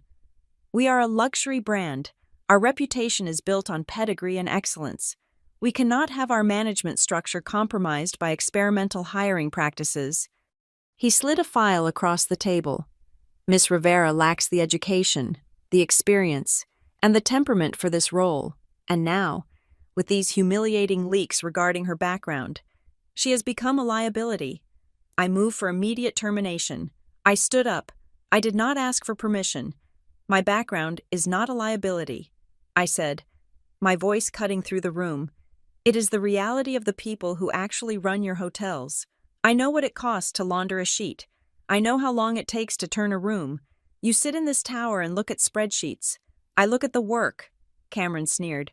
"That is a charming speech for a union rally, Miss Rivera. But this is a boardroom. We deal in profit, not sentiment." "Enough," Graham Whitlock said. Graham tried to stand. He placed his hands on the table and pushed himself up. "She stays," Graham commanded. His voice was raspy. "As long as I am chairman, she stays. She is more capable than any of you realize. She is suddenly—" Graham stopped. His hand clutched at his chest. His face turned an ashen gray. He swayed, his knees buckling. "Mr. Whitlock," I screamed, rushing toward him. He collapsed back into his chair, gasping for air. The room erupted into chaos. Someone shouted for a medic. Cameron stood up, but he did not look devastated. For a split second, I saw a flash of something else in his eyes. Opportunity. The paramedics arrived in 6 minutes. As they wheeled Graham out on a stretcher, he gripped my hand. His skin was cold. "Hold the line," he whispered. Then he was gone. The ambulance sirens fading into the Houston traffic. The meeting was adjourned, but the damage was done. Graham was in the hospital, incapacitated. My shield was gone, and Cameron was now the acting chairman. By Wednesday, the sabotage went from whispers to warfare.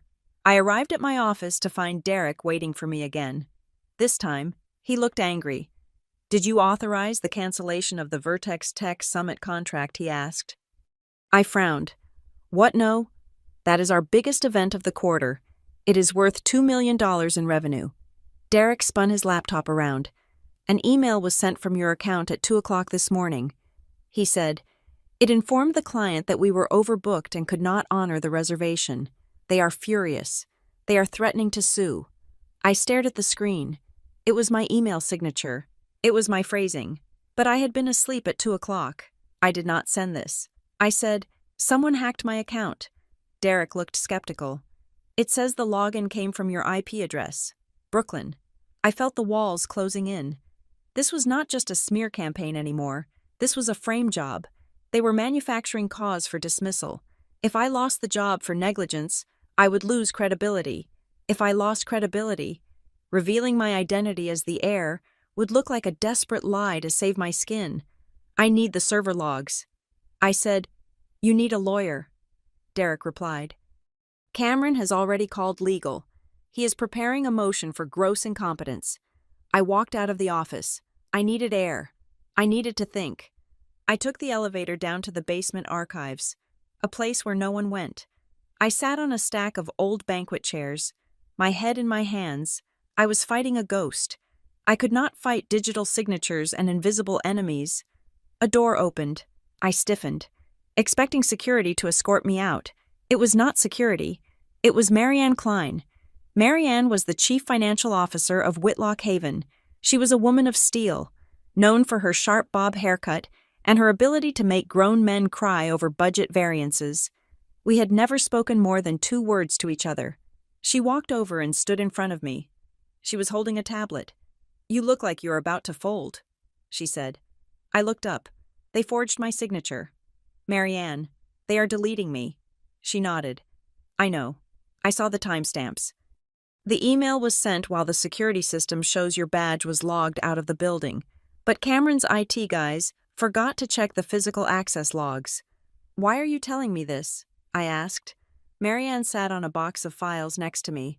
"I worked for Graham for 20 years. She said, "I respect him. He built this company on service. Cameron thinks this company is his personal ATM. I hate nepotism. Brooklyn, I hate watching entitled boys break things they did not build." She tapped the screen of her tablet. "I have been watching you. You work harder than anyone on that floor. You actually care if the guests are happy. That matters to me." She handed me the tablet. "So, if you are going to fight him, stop using a butter knife. Use a bazooka." I looked at the screen. It was a spreadsheet. Rows and rows of numbers. "What is this?" I asked. Marianne pointed to a highlighted column. "These are vendor payments approved by Cameron over the last 18 months, she explained. "They are going to a company called Aurora Holdings for consulting services and renovation logistics." I scanned the numbers. $50,000 here. $100,000 there. It added up to millions. I checked Aurora Holdings. Marianne said, "The registered address is a P.O. box in the Cayman Islands, but the bank routing numbers, they bounce back to a private account in Houston." "Cameron's account?" I asked. Marianne smiled. A thin, dangerous expression. "Cameron is not smart. Brooklyn, he is just arrogant. He thinks no one checks the small print because everyone is too afraid of him. He is funneling company money into his own pocket to cover his gambling losses." I stared at the data. This was it. This was the weapon. "If we release this," I said, "he goes to jail. If we release this," Marianne corrected, The stock tanks. The board panics. We have to be smart. We cannot just leak it. We need to catch him in the act. We need him to confess. I stood up. The fear was gone, replaced by a cold, hard clarity. I went to the hospital that night. Graham was awake, but weak. He was hooked up to monitors that beeped in a steady, rhythmic cadence. I sat by his bed. I told him about the forged email.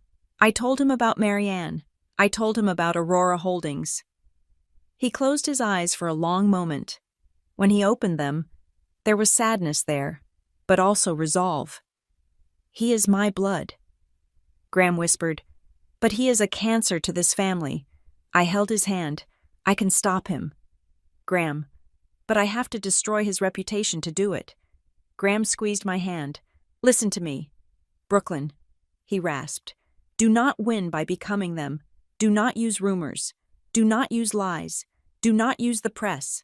He looked at me with intense focus. "Win by making it impossible for them to lie." I understood. I went back to the office the next morning. I walked past the staring secretaries. I walked past Derek Shaw. I went straight to my desk and typed an email to the entire board, including Cameron. Subject: urgent request for independent audit and operational review. In the email, I stated that due to the recent security breach regarding the Vertex contract, I was exercising my authority as a senior associate to request a full forensic audit of all vendor contracts and digital logs to clear my name. I hit send. 10 minutes later, Cameron stormed into my office. He slammed the door so hard the glass walls rattled. "Who do you think you are?" he hissed. "You do not order audits. You are a waitress. We are about to fire." I looked up at him calmly. "If you have nothing to hide, Cameron, an audit will prove I'm incompetent." I said, "It will prove I sent that email. Why are you so afraid of a little transparency?" He glared at me. His face was flushed. "Cancel it," he ordered. "Retract the email, or I will make sure you never work in this industry again." "I cannot retract it." I lied. "I already CC'd the external compliance officer. It is automatic now." Cameron's eyes widened. He knew. He knew that if the auditors looked at the vendor contracts, they would find Aurora Holdings. He backed away. "You will regret this," he said. He turned and left. I picked up my phone and called Marianne. He took the bait. I said, "Now comes the trap." Marianne replied. The trap was set for Friday. The board meeting to decide my fate was scheduled for 2 o'clock in the afternoon. I spent Thursday night with Marianne in the server room.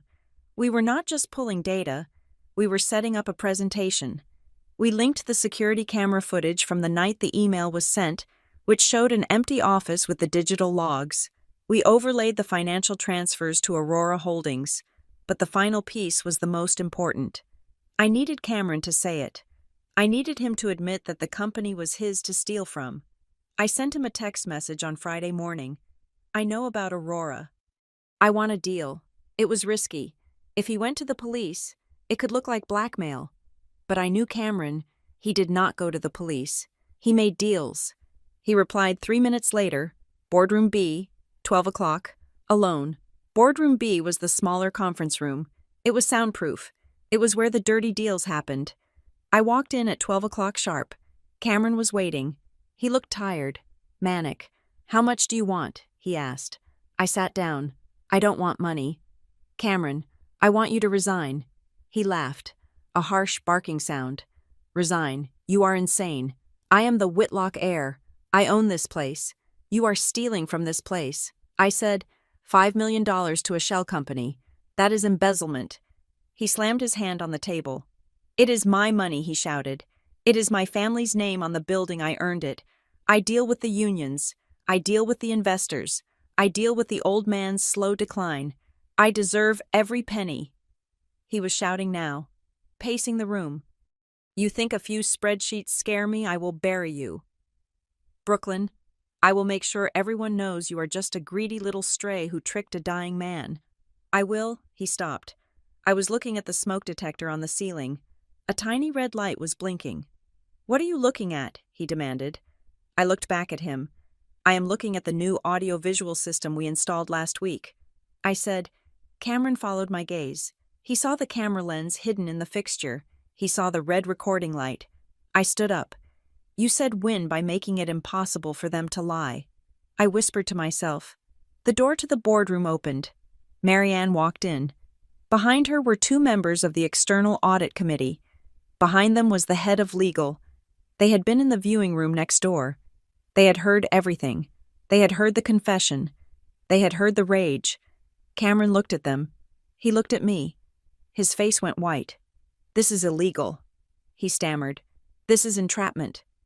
It is a quality assurance review, Marianne said, her voice dry as dust. And you just failed. I walked past Cameron. He did not move.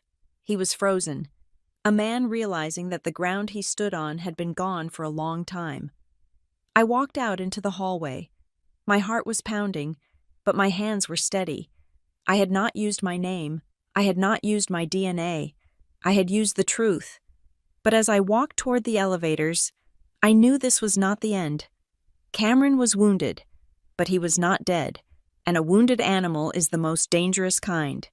The audit would take weeks. The legal battle would take months, and in the meantime, he would have one final card to play. He would attack the one thing I had not protected. My history. I checked my phone. There was a missed call from Jessa, and a text. Check the news. Now. I opened the news app. The headline was screaming at me.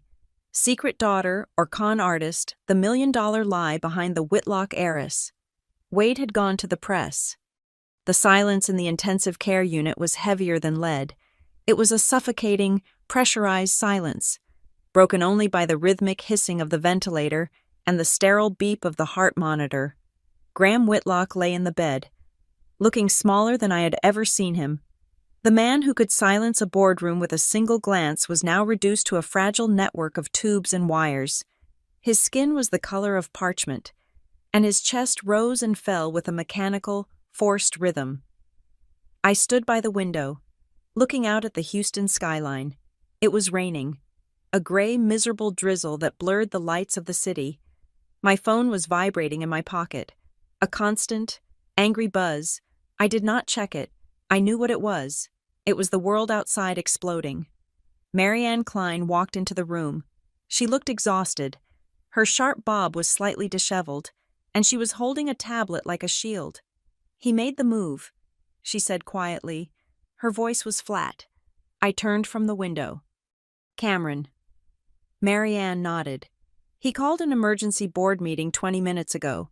Since Graham is incapacitated, he invoked Article 42 of the corporate bylaws, emergency succession. He is arguing that Graham's health crisis renders him unfit to govern, and that his recent decisions, meaning hiring you and blocking the audit, were symptoms of cognitive decline. He is locking us out. I said, he is trying to... She corrected. He has suspended your security clearance. Brooklyn. As of this morning. You are barred from the Harbor Crest and the corporate headquarters. He is painting this as a rescue mission. He is the stable hand on the wheel, saving the company from a senile old man and his manipulative protege. I looked at Graham. He was asleep, sedated heavily to protect his heart. He could not fight this. I am not a protege. I said, I am the trustee. Not until the lawyers say you are, Marianne said, and Cameron knows that. He is buying time to shred the evidence. We need to move faster. I left the hospital an hour later. The paparazzi were already camping at the main entrance, so I took the service elevator to the loading dock and slipped out into the rain. I took a cab to my corporate apartment. When I arrived, the concierge looked at me with pity. He did not say a word, just handed me my mail. There was a large manila envelope on top of the stack. It had no return address. It was thick. I went up to my apartment. It felt cold and foreign, like a hotel room I had stayed in too long. I sat on the edge of the beige sofa and tore open the envelope. It was not a bomb. It was worse. Inside was a photocopy of a document from 1992. It was a ledger page from New Horizons Family Services. It was grainy and faded, but the handwriting was legible. Subject female infant 892. Placement Rivera. W. D. Fee $50,000. Notes. Cash transaction, no questions asked, birth record sealed. Attached to the ledger was a single sheet of plain white paper. On it, typed in bold, black letters, was a single sentence. You were bought. I stared at the paper. I did not cry. I think I had run out of tears days ago. Instead, I felt a cold, hard stone settle in my stomach. This was from Cameron. He had dug this up, or maybe he had manufactured it, but the message was clear. He was telling me that I was merchandise. He was telling me that my entire existence was a transaction. My phone rang again. This time, I looked at the screen. Mom. I stared at the word. Mom. It felt like a lie. I answered. Brooklyn Darla's voice was high and jagged, thick with tears. Oh, thank God you answered. It is a nightmare here. Brooklyn. The reporters. They are outside the grill. They are knocking on the windows. Wade is losing his mind. He is talking to them. Brooklyn. He is telling them things. I held the phone to my ear, listening to her panic. I said nothing. You have to help us, she sobbed. They are going to ruin us. Wade says he has to protect his reputation. He says he has to tell his side of the story before you destroy us. I looked down at the ledger page. Fee. $50,000. What do you want? Darla, I asked. My voice was calm. It scared me how calm it was. We need to get away, she said, her voice dropping to a whisper. We need to close the grill for a while. Go somewhere until this blows over. But we can't. The bank frozen our business account because of the investigation you threatened. We have no cash. She paused. I could hear her breathing. If you could just send us something, she said, just to help us get out of town. 20,000. That is all. Just $20,000. Brooklyn. You are rich now. It is nothing to you. Wade says if you send the money, he will stop talking to the reporters. He will say it was all a misunderstanding. I closed my eyes. There it was, the price tag. My silence was worth $20,000. My dignity was worth $20,000. For 33 years, I had chased their approval. I had worked double shifts. I had handed over my tips. I had paid their mortgage. I had paid for Wade's truck. I had paid for Darla's dental work. I had paid and paid and paid, thinking that if I just paid enough, eventually I would buy their love. But love is not a subscription service.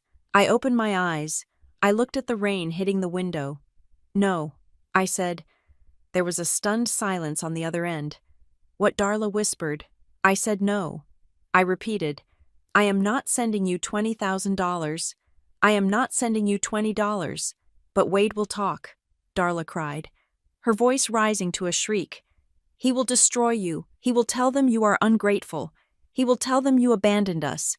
Let him talk, I said. Let him tell the world whatever he wants, because I am done paying you to be my parents. Brooklyn, please, you owe us. We raised you. I hung up the phone. I sat there in the silence of the apartment. I blocked the number.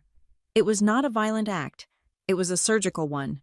I had just cut off a gangrenous limb. It hurt, but it was necessary for survival. I stood up. I showered. I put on a fresh suit. I was not going to hide in the apartment. I had a war to fight. Marianne texted me an address. It was an office building downtown, not far from the courthouse. Suite 400. Ainsley Pratt. Be there at 2. Ainsley Pratt did not look like a lawyer. She looked like a librarian who enjoyed silencing people. She was a small woman with graying hair pulled back into a severe bun and glasses that magnified her sharp, intelligent eyes.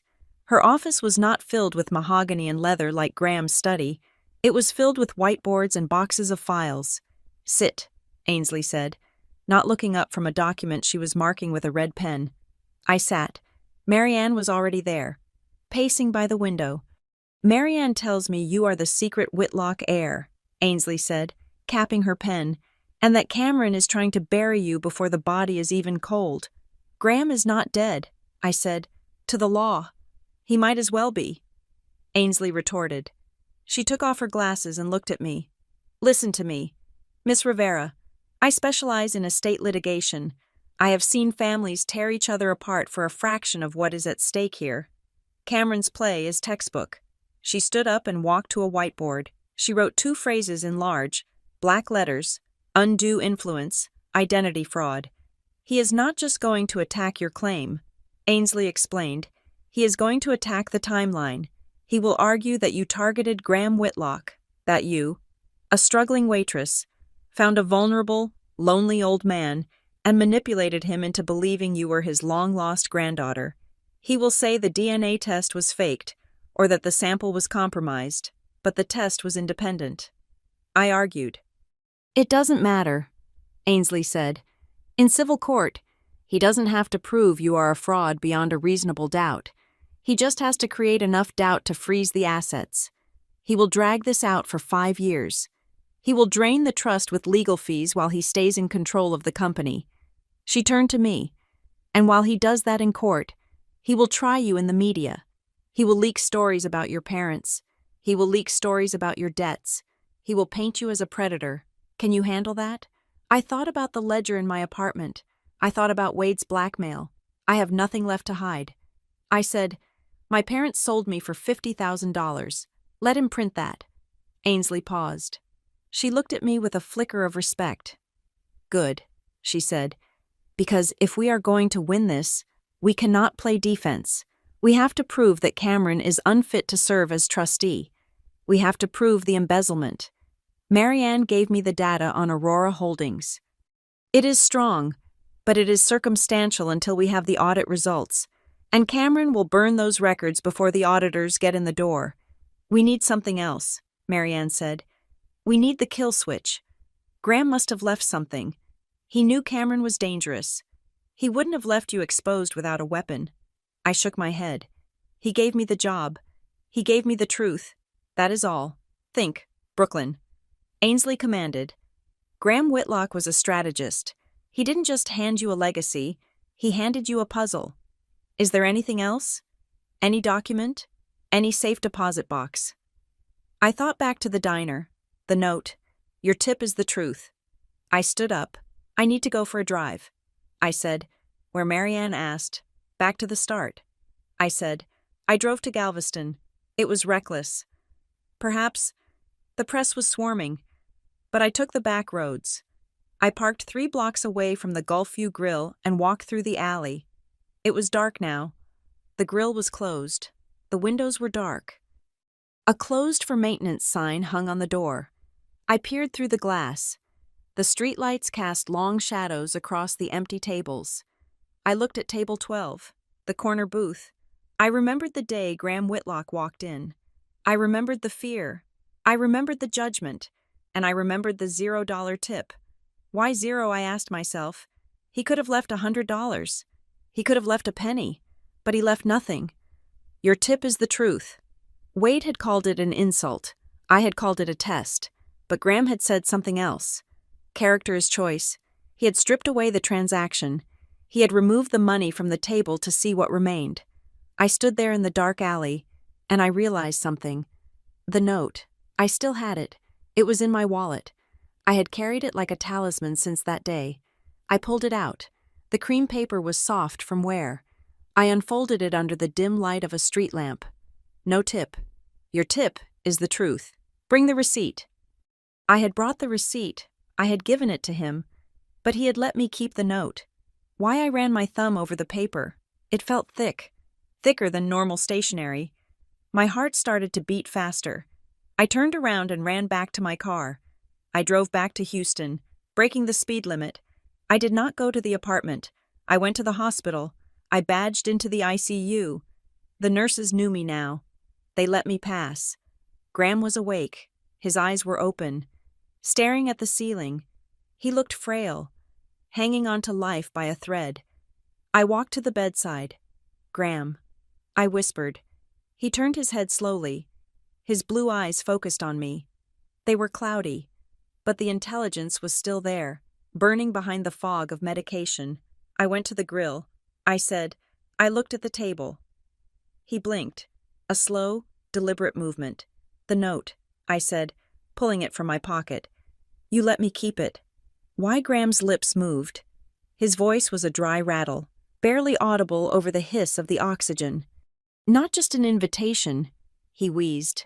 I leaned closer, my ear inches from his mouth. It is a key, he whispered.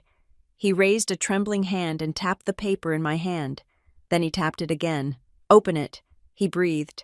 Then his eyes closed, and the monitor beeped a little faster as his heart rate spiked from the exertion. The nurse stepped in. You need to let him rest, Miss Rivera. I nodded and backed away. I walked out into the corridor. I held the note under the bright fluorescent lights of the hospital hallway. Open it. I looked at the edge of the paper. It was bonded stationery, heavy stock, but when I looked closely at the corner, I saw a microscopic seam. It wasn't one piece of paper. It was two thin sheets, pressed together with immense pressure. My hands were shaking. I used my fingernail to gently pry at the corner. It separated. There was something in between the layers. I carefully peeled the two sheets apart. It made a soft tearing sound. Hidden between the layers of the stationery, invisible to the naked eye unless you destroyed the note to find it, was a pattern. It was printed in a strange, reflective ink that I hadn't seen before. It wasn't text. It was a sequence of numbers and letters. Vault 7, Row 4, Tip equals L14. And below that, a phrase that made my breath catch in my throat. The shadow ledger. I stared at the dismantled note. Graham hadn't just given me an address. He had given me the combination to a safe, and judging by the name Shadow Ledger, it wasn't full of cash. It was full of the one thing Cameron Whitlock could not bribe, bully, or sue his way out of. It was the proof. Cameron had the board. He had the lawyers. He had the media. He had my parents. But I had the key. I pulled out my phone and texted Marianne and Ainsley. I found it. Meet me at the bank in the morning. I looked back at the door of the ICU. Graham had known this day would come. He had known he might not be there to hand me the weapon himself. So he had hidden it in the first thing he ever gave me. He didn't tip me money. He tipped me the end of Cameron Whitlock. The news of Graham Whitlock's death did not travel like a whisper. It traveled like a shockwave. He passed away at 4:15 in the morning on a Tuesday. I was holding his hand when the heart monitor flatlined, turning its rhythmic beep into a singular, high-pitched tone that signaled the end of an era. I did not have time to mourn. I did not have time to process the loss of the grandfather I had only known for a few weeks, because at 8 o'clock that same morning, 4 hours after the time of death was called, Cameron Whitlock filed a lawsuit in the Harris County District Court. He requested an emergency injunction to freeze the assets of the Whitlock Legacy Trust. He petitioned the court to suspend all voting rights attached to the trust until a competency hearing could be held regarding the mental state of the late Graham Whitlock. It was a declaration of war, signed in black ink. By noon, the world outside the hospital was a circus. I watched from the window of the private waiting room as the satellite trucks lined up along the street. The headlines were already flashing across the tickers on the television screens in the lobby. They were brutal. They were reductive. They were exactly what Cameron had paid for. Waitress turned heiress, the billion-dollar scam from Greasy Spoon to Silver Spoon, who is Brooklyn Rivera family outrage. Whitlock heir calls for investigation into elder abuse. They had taken my life, my struggle, and the truth, and they had twisted it into a caricature, to the world. I was not a lost granddaughter found. I was a predator who had preyed on a dying man. I was Anna Nicole Smith without the charm. I was a villain. I turned away from the window. Marianne Klein was standing by the door, her face pale but set in grim determination. The funeral is set for Friday, she said, but the reading of the will is today. Cameron insisted on it. He wants to open the floor before the market closes. I smoothed the front of my black dress. It was a dress I had bought at a discount store 3 years ago for a manager's funeral. It felt cheap against my skin, but it was all I had. Let us go, I said. The law offices of Pratt & Rowe were located in a glass tower that looked down on the rest of Houston like a judgment. The conference room was vast, with a table long enough to land a plane on. Cameron was already there. He sat at the head of the table, flanked by 3 lawyers who looked like they cost more per hour than I used to make in a year. Cameron did not look like a grieving nephew. He looked like a man who had just won the lottery and was waiting for the check to clear. He did not look at me when I entered. He looked through me. Ainsley Pratt sat at the other end. She gestured for me to sit beside her. Marianne took the seat on my other side. The executor of the estate, a man named Mr. Sterling, cleared his throat. He opened the heavy leather binder in front of him. "I will skip the preamble," Mr. Sterling said, his voice dry. "We are here to address the disposition of the primary voting trust." He adjusted his glasses. "I, Graham Whitlock, being of sound mind and body, hereby revoke all prior beneficiary designations regarding the Whitlock Legacy Trust." Cameron leaned forward. "This was the moment. I hereby designate my granddaughter, Brooklyn Rivera, born Evelyn Whitlock II, as the sole trustee and primary beneficiary, granting her 51% voting control of Whitlock Haven Hospitality." The room went silent. Cameron did not flinch. He did not scream. He simply smiled. There was a catch. There is always a catch. However, Mr. Sterling continued, "Given the circumstances of her discovery, this transfer of power is subject to a probationary period of 60 days. During this time, the beneficiary must submit to a full identity verification and legal audit. If any evidence of fraud, coercion, or undue influence is found, the trust reverts to the secondary beneficiary, Cameron Whitlock." Cameron's smile widened. It was predatory. "Thank you, Mr. Sterling," Cameron said. He stood up and buttoned his jacket. He looked at me then. His eyes were cold and dead. 60 days. Cameron said softly, "You will not last 60 hours. He walked out of the room, his lawyers trailing behind him like a pack of wolves. "He is right," Ainsley said, packing up her files. "He is not going to wait 60 days. He has already filed for a preliminary hearing to strip you of the title before the probation even starts. We are going to court tomorrow." The courtroom the next day was packed. It smelled of floor wax and stale coffee. The press gallery was full. I could feel their eyes on the back of my neck, sketching me, judging me. Cameron's lead attorney was a man named Mr. Thorne. He was tall, theatrical, and loud.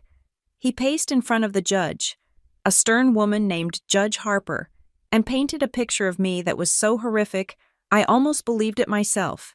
"Your Honor," Mr. Thorne boomed, "we have a clear case of elder abuse. Graham Whitlock was 78 years old. He had a history of cardiac issues, and suddenly, in the last month of his life, a waitress from a roadside diner appears, a woman with massive debts, a woman whose own parents describe her as desperate for money. He pointed a finger at me. She isolated him. She manipulated him. She used a forged DNA test to confuse a dying man. We are asking the court to invalidate the will on the grounds of undue influence and identity fraud. We are asking that Mr. Cameron Whitlock be reinstated as the rightful guardian of the company." Judge Harper looked at Ainsley. "Miss Pratt, your response." Ainsley stood up. She did not pace. She did not shout. She walked to the podium with the calm efficiency of an executioner. "Your Honor," Ainsley said, "the plaintiff's entire argument rests on the idea that Graham Whitlock was frail and easily manipulated. We intend to prove that not only was Mr. Whitlock of sound mind, but that he initiated the contact with Miss Rivera, not the other way around." Ainsley motioned to the clerk. "Exhibit A, the DNA results." She projected the documents onto the screen. 2 independent laboratories, Ainsley stated, one in Houston, one in Zurich. Both confirm a 99.9% match. Miss Rivera is not a stranger. She is blood. That proves biology. Mr. Thorne interrupted. "It does not disprove manipulation. She could have found out she was related and used it to extort him." Ainsley smiled. It was a sharp, dangerous smile. "Exhibit B," she said. The screen changed. It was a video file. It was Graham. He was sitting in his study, looking at the camera. The timestamp was dated 3 days before he died. Graham Whitlock," he said in the video, his voice weak but clear, "am recording this statement to verify my intent. I have found my granddaughter. I have vetted her. I have tested her. She is not here because she wants my money. She is here because I begged her to save my company from the greed of my nephew." The courtroom murmured. Cameron's face tightened. "He was coached, Mr. Thorne shouted. "Look at him. He is reading off a teleprompter." She wrote the script. Ainsley raised a hand. "If the court pleases," she said, "I would like to call Miss Rivera to the stand to address the timeline of events." I walked to the witness stand. I placed my hand on the Bible. I swore to tell the truth. I sat down. I looked at Cameron. He was glaring at me, trying to intimidate me. But I had faced angry drunks at the diner who were scarier than him. "Miss Rivera," Ainsley asked, "when did you first meet Graham Whitlock?" "July 15th, I said. "He came into the Gulf View Grill. And did you know who he was?" "No." "Did you know you were his granddaughter?" "No." Mr. Thorne stood up. "Objection hearsay. We only have her word for that." I reached into my pocket. "Actually," I said into the microphone, "we have his word." I pulled out the plastic evidence bag containing the receipt and the note. "Your Honor," I said, turning to the judge, "this is the receipt from that lunch. Graham Whitlock left me a tip of exactly $0, and he left this note." I held up the cream-colored paper. "No tip. Your tip is the truth. The date on the receipt is July 15th, I explained. "But if you look at the forensic analysis of this note," Ainsley handed a report to the judge. "The ink on this note was analyzed." I continued. "It matches a pen found in Graham Whitlock's desk. But more importantly, the stationery is from a batch that Graham ordered in June. He wrote this note weeks before he ever walked into the diner." I looked directly at Cameron. "He did not stumble into my diner." I said firmly, "He came there to test me. He knew who I was. I did not manipulate him. He orchestrated this entire meeting. If this was a con, Your Honor, then Graham Whitlock was the con artist, and I was the mark." The judge examined the note. She looked at the date. She looked at Cameron. Mr. Thorne looked flustered. He whispered furiously to Cameron. "This proves nothing," Thorne argued. "It just proves he was obsessed. It proves he was delusional. We have one more witness." "Your Honor," Ainsley said. The doors at the back of the courtroom opened. A small, elderly man walked in. He walked with a cane, looking terrified. He wore a cheap suit that was 2 sizes too big. "State your name for the record," Ainsley said. "Arthur Vance," the man whispered. "And where did you work between 1990 and 1996? "Mr. Vance. I was a records clerk," he said, "at New Horizons Family Services." The room went deadly quiet. Even Cameron stopped whispering. "Mr. Vance," Ainsley said gently, "did you handle the file labeled Infant 892? Arthur Vance nodded. His hands were shaking. "Yes, ma'am. And can you tell the court the nature of that transaction?" Vance swallowed hard. He looked at me, his eyes full of shame. "It wasn't an adoption," he said. "Not a legal one. It was a placement, a custom order. And who paid for this order?" Ainsley asked. "Mr. and Mrs. Rivera," Vance said. "They paid $50,000 in cash. And did they know the origin of the child?" "Yes," Vance said. "We told them the mother was from a wealthy family and that the child had to disappear. They signed a confidentiality agreement. They knew they were buying a secret, not just a baby." The courtroom erupted. The reporters were typing furiously. Cameron looked like he had been punched in the gut. His narrative about my loving, concerned parents had just been incinerated. They were not concerned parents. They were accomplices to a crime. Judge Harper banged her gavel. "Order, order in this court." She looked at Cameron. "Mr. Thorne," she said, her voice icy, "your argument for undue influence relies heavily on the testimony of the Rivera family. That testimony is now highly suspect. The evidence suggests that Graham Whitlock was acting to rectify a past wrong, not succumbing to the manipulations of a stranger." She looked at me. "I am inclined to deny the injunction," she said. "The will stands. The probation period will proceed, but Miss Rivera retains her voting rights as trustee effective immediately." Ainsley let out a breath. Marianne squeezed my shoulder. We had done it, but Cameron stood up. "Wait," he shouted. He ignored his lawyer. He reached into his briefcase. He pulled out a single, blue folder. "You want to talk about the past," Cameron yelled, his face red and twisted. "You want to talk about rectifying wrongs." He walked up to the bench. He slammed the folder down in front of the judge. "My grandfather was a romantic," Cameron said, sneering at me. "But he was also a man with a history of mental instability. You saw the video from 3 days ago, but you did not see the medical report from 5 years ago." He turned to the gallery. "Graham Whitlock was diagnosed with early-onset vascular dementia in 2020. Cameron announced. The room gasped. Judge Harper opened the folder. She scanned the pages. Her frown deepened. "This is a certified medical evaluation," Cameron said. "It states clearly that Graham Whitlock lacked the capacity to make complex financial decisions or alter his estate plan as of 5 years ago." He pointed at me, "Which means, Your Honor, that every document he signed after 2020 is void. The will is void. The trust amendment is void." "She is not the trustee. She is nothing." Ainsley stood up, her face pale. "Your Honor, this is an ambush. We have never seen this document. I have seen it." Cameron lied smoothly. "It was in his private medical archives. I tried to protect his dignity. I tried to keep it hidden. But if you force my hand, I will show the world that Graham Whitlock lost his mind long before he found this waitress." Judge Harper looked at the document. She looked at me. The certainty in her eyes was gone. "This changes things," the judge said slowly.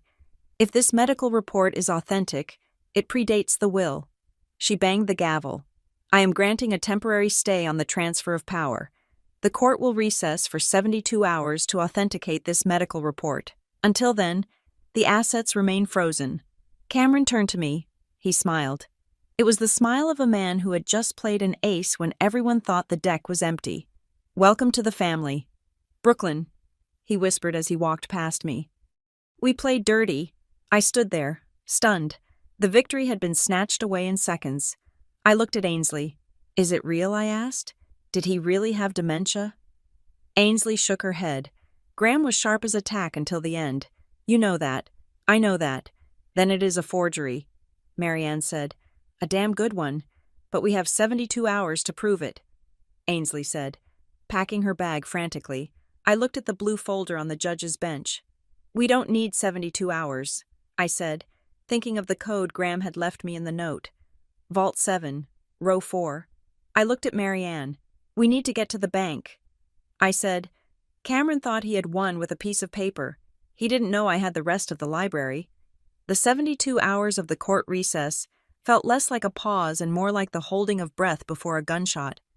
Cameron Whitlock spent that time giving interviews, standing on the courthouse steps with a sorrowful expression, talking about the tragedy of dementia and the vulnerability of the elderly. He played the part of the grieving, protective nephew to perfection. He thought he had won. He thought the blue medical folder he had slammed onto the judge's bench was the final word. He did not know about the bank vault. The hearing reconvened at 9 o'clock on Friday morning. The courtroom was even more crowded than before. This time, however, the atmosphere was different. There was a charge in the air, the static electricity of a storm about to break. Cameron sat at the plaintiff's table, looking relaxed. He whispered a joke to Mr. Thorne, his lawyer. Behind them, in the front row of the gallery, sat Wade and Darla. They were wearing new clothes, stiff, expensive-looking Sunday best that I suspected Cameron had paid for. They refused to look at me. Judge Harper entered. She looked tired. "We are here to review the authenticity of the medical evidence submitted by the plaintiff," she said, adjusting her glasses. "Mr. Thorne, you may proceed." Thorne stood up. "Your Honor, the medical report is conclusive.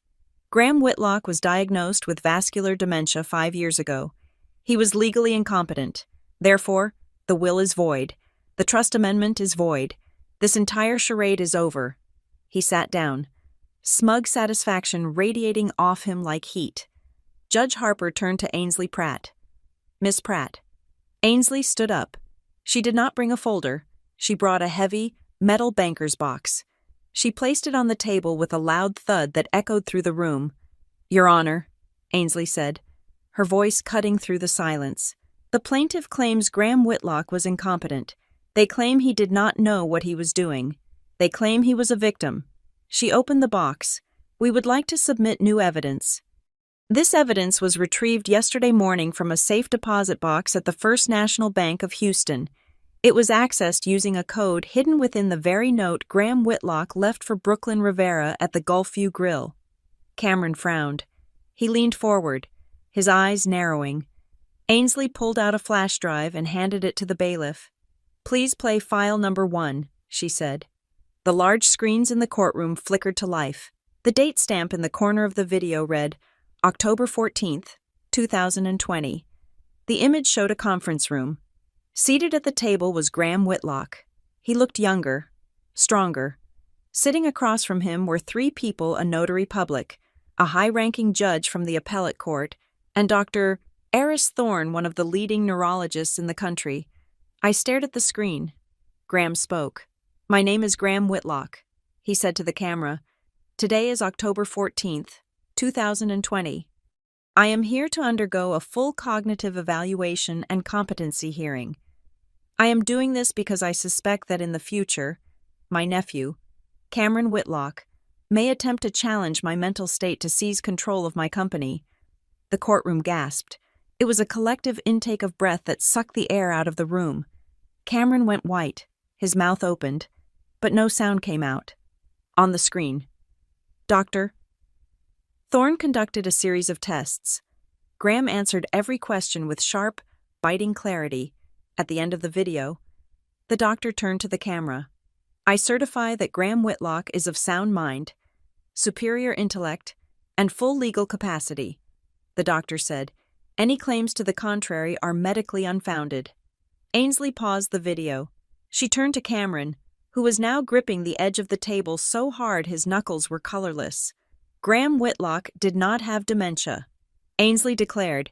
He had a nephew who tried to bribe a doctor to fake a diagnosis, and Graham knew it. He set a trap. He let you believe you had the leverage. Cameron, while he documented every single move you made. "Objection," Thorne screamed, jumping up. "This is ambuscade. We haven't seen this." "Sit down, Mr. Thorne," Judge Harper barked. She was staring at Cameron with a look of pure disgust. Ainsley was not done. "That handles the will," she said. "Now, let us handle the money." She pulled a stack of documents from the metal box. "This is the shadow ledger," Ainsley announced. "It contains 10 years of unredacted financial records for Whitlock Haven Hospitality." She held up a specific page. "Here we have a series of wire transfers totaling $5 million to Aurora Holdings. The plaintiff, Cameron Whitlock, authorized these transfers. He claimed they were for renovation consulting." Ainsley projected the document onto the screen. Next to it, she projected a second document.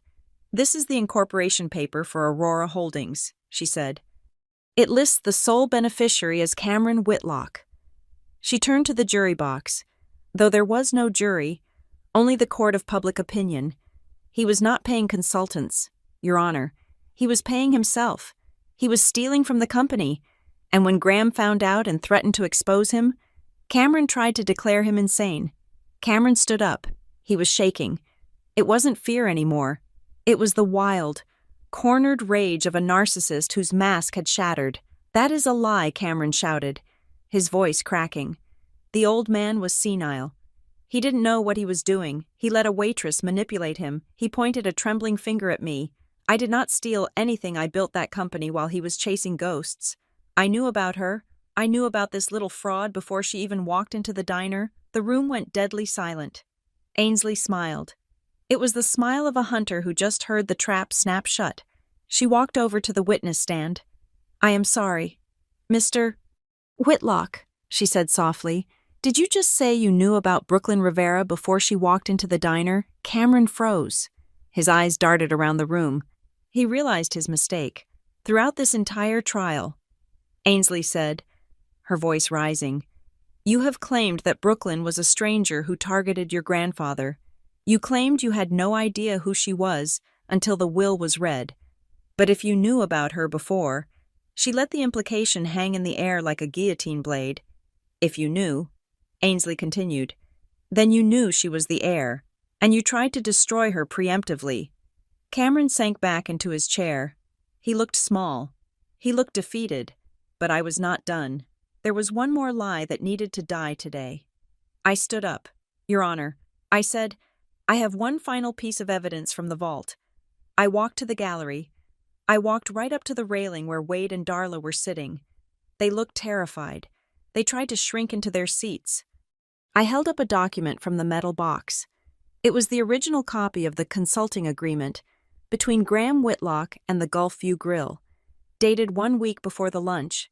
Graham didn't just investigate Cameron, I said, looking at Wade. He investigated you. I turned to the judge. My parents are here as character witnesses for the plaintiff. I said, they were going to testify that I am money hungry, that I abandoned them. I handed the document to the bailiff.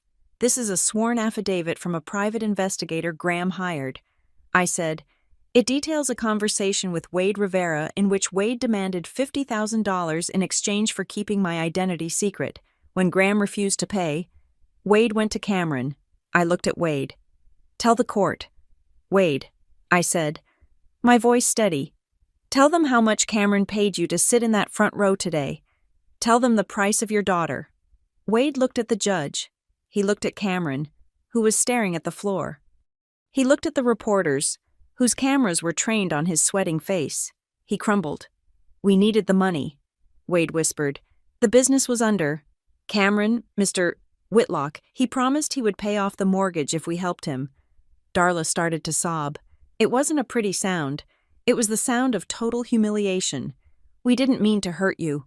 Brooklyn, she wailed. We just wanted to save the grill. I looked at them. For 33 years, I had thought their love was unconditional. Now I knew it was just another line item on a ledger. I turned back to the judge. I rest my case, I said. The aftermath was swift and brutal. Judge Harper did not just deny Cameron's injunction. She referred the evidence of embezzlement to the district attorney's office. She ordered an immediate forensic audit of Cameron's personal assets. Security officers moved in. They did not put Cameron in handcuffs yet, but they flanked him, ensuring he could not leave the building.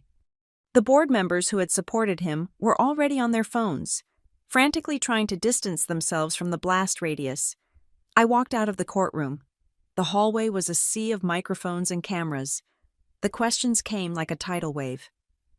Miss Rivera, how do you feel? Are you going to press charges against your parents? What will you do with the company? I stopped. I looked into the lens of the nearest camera. I did not smile. I did not cry. I am not pressing charges against my parents. I said, they have to live with what they did. That is punishment enough. But they are no longer my family. I took a breath. As for Cameron Whitlock, he made a mistake. He thought money was the only thing that mattered. He thought he could buy the truth. I held up the cream-colored note one last time. He didn't tip me money, I said. He tipped me the truth. And with that, I walked away. The next day, I drove to Galveston. The Gulfview Grill was closed. The for sale sign was already pounded into the dry earth out front. Wade and Darla were gone, presumably staying in a motel somewhere, hiding from the shame they had invited into their lives. I unlocked the back door with my old key. The smell of grease was still there, but it felt stale now, like a memory that was already fading. I walked to table 12. The sun was setting over the Gulf, casting long orange shadows across the vinyl booth. I sat in the seat where Graham Whitlock had sat. I looked out at the water. I was the CEO of a multi-billion-dollar company now. I had a team of lawyers, a penthouse in Houston, and a future that was wide open. But I needed to leave one thing behind. I took a pen from my pocket. I grabbed a napkin from the dispenser. I wrote a single line. You do not owe them your life. I placed the napkin under the salt shaker. I took a $20 bill from my purse, my own money, earned from my own labor, and placed it on top. It was a tip for the ghost of the girl who used to work here, the girl who thought she wasn't enough. I stood up and walked out of the diner. I left the door unlocked. I left the keys on the counter. I got into my car and drove north, toward the city, toward the storm, toward the truth. I finally tipped the balance. Thank you so much for listening to Brooklyn's story of betrayal and redemption. I would love to know where you are tuning in from. Are you listening from a busy city like Houston or a quiet coast like Galveston? Let me know in the comments below so we can connect. Please do not forget to subscribe to the Maya Revenge Stories channel, like this video, and hit that hype button to help this story reach more people who need to hear that the truth always wins.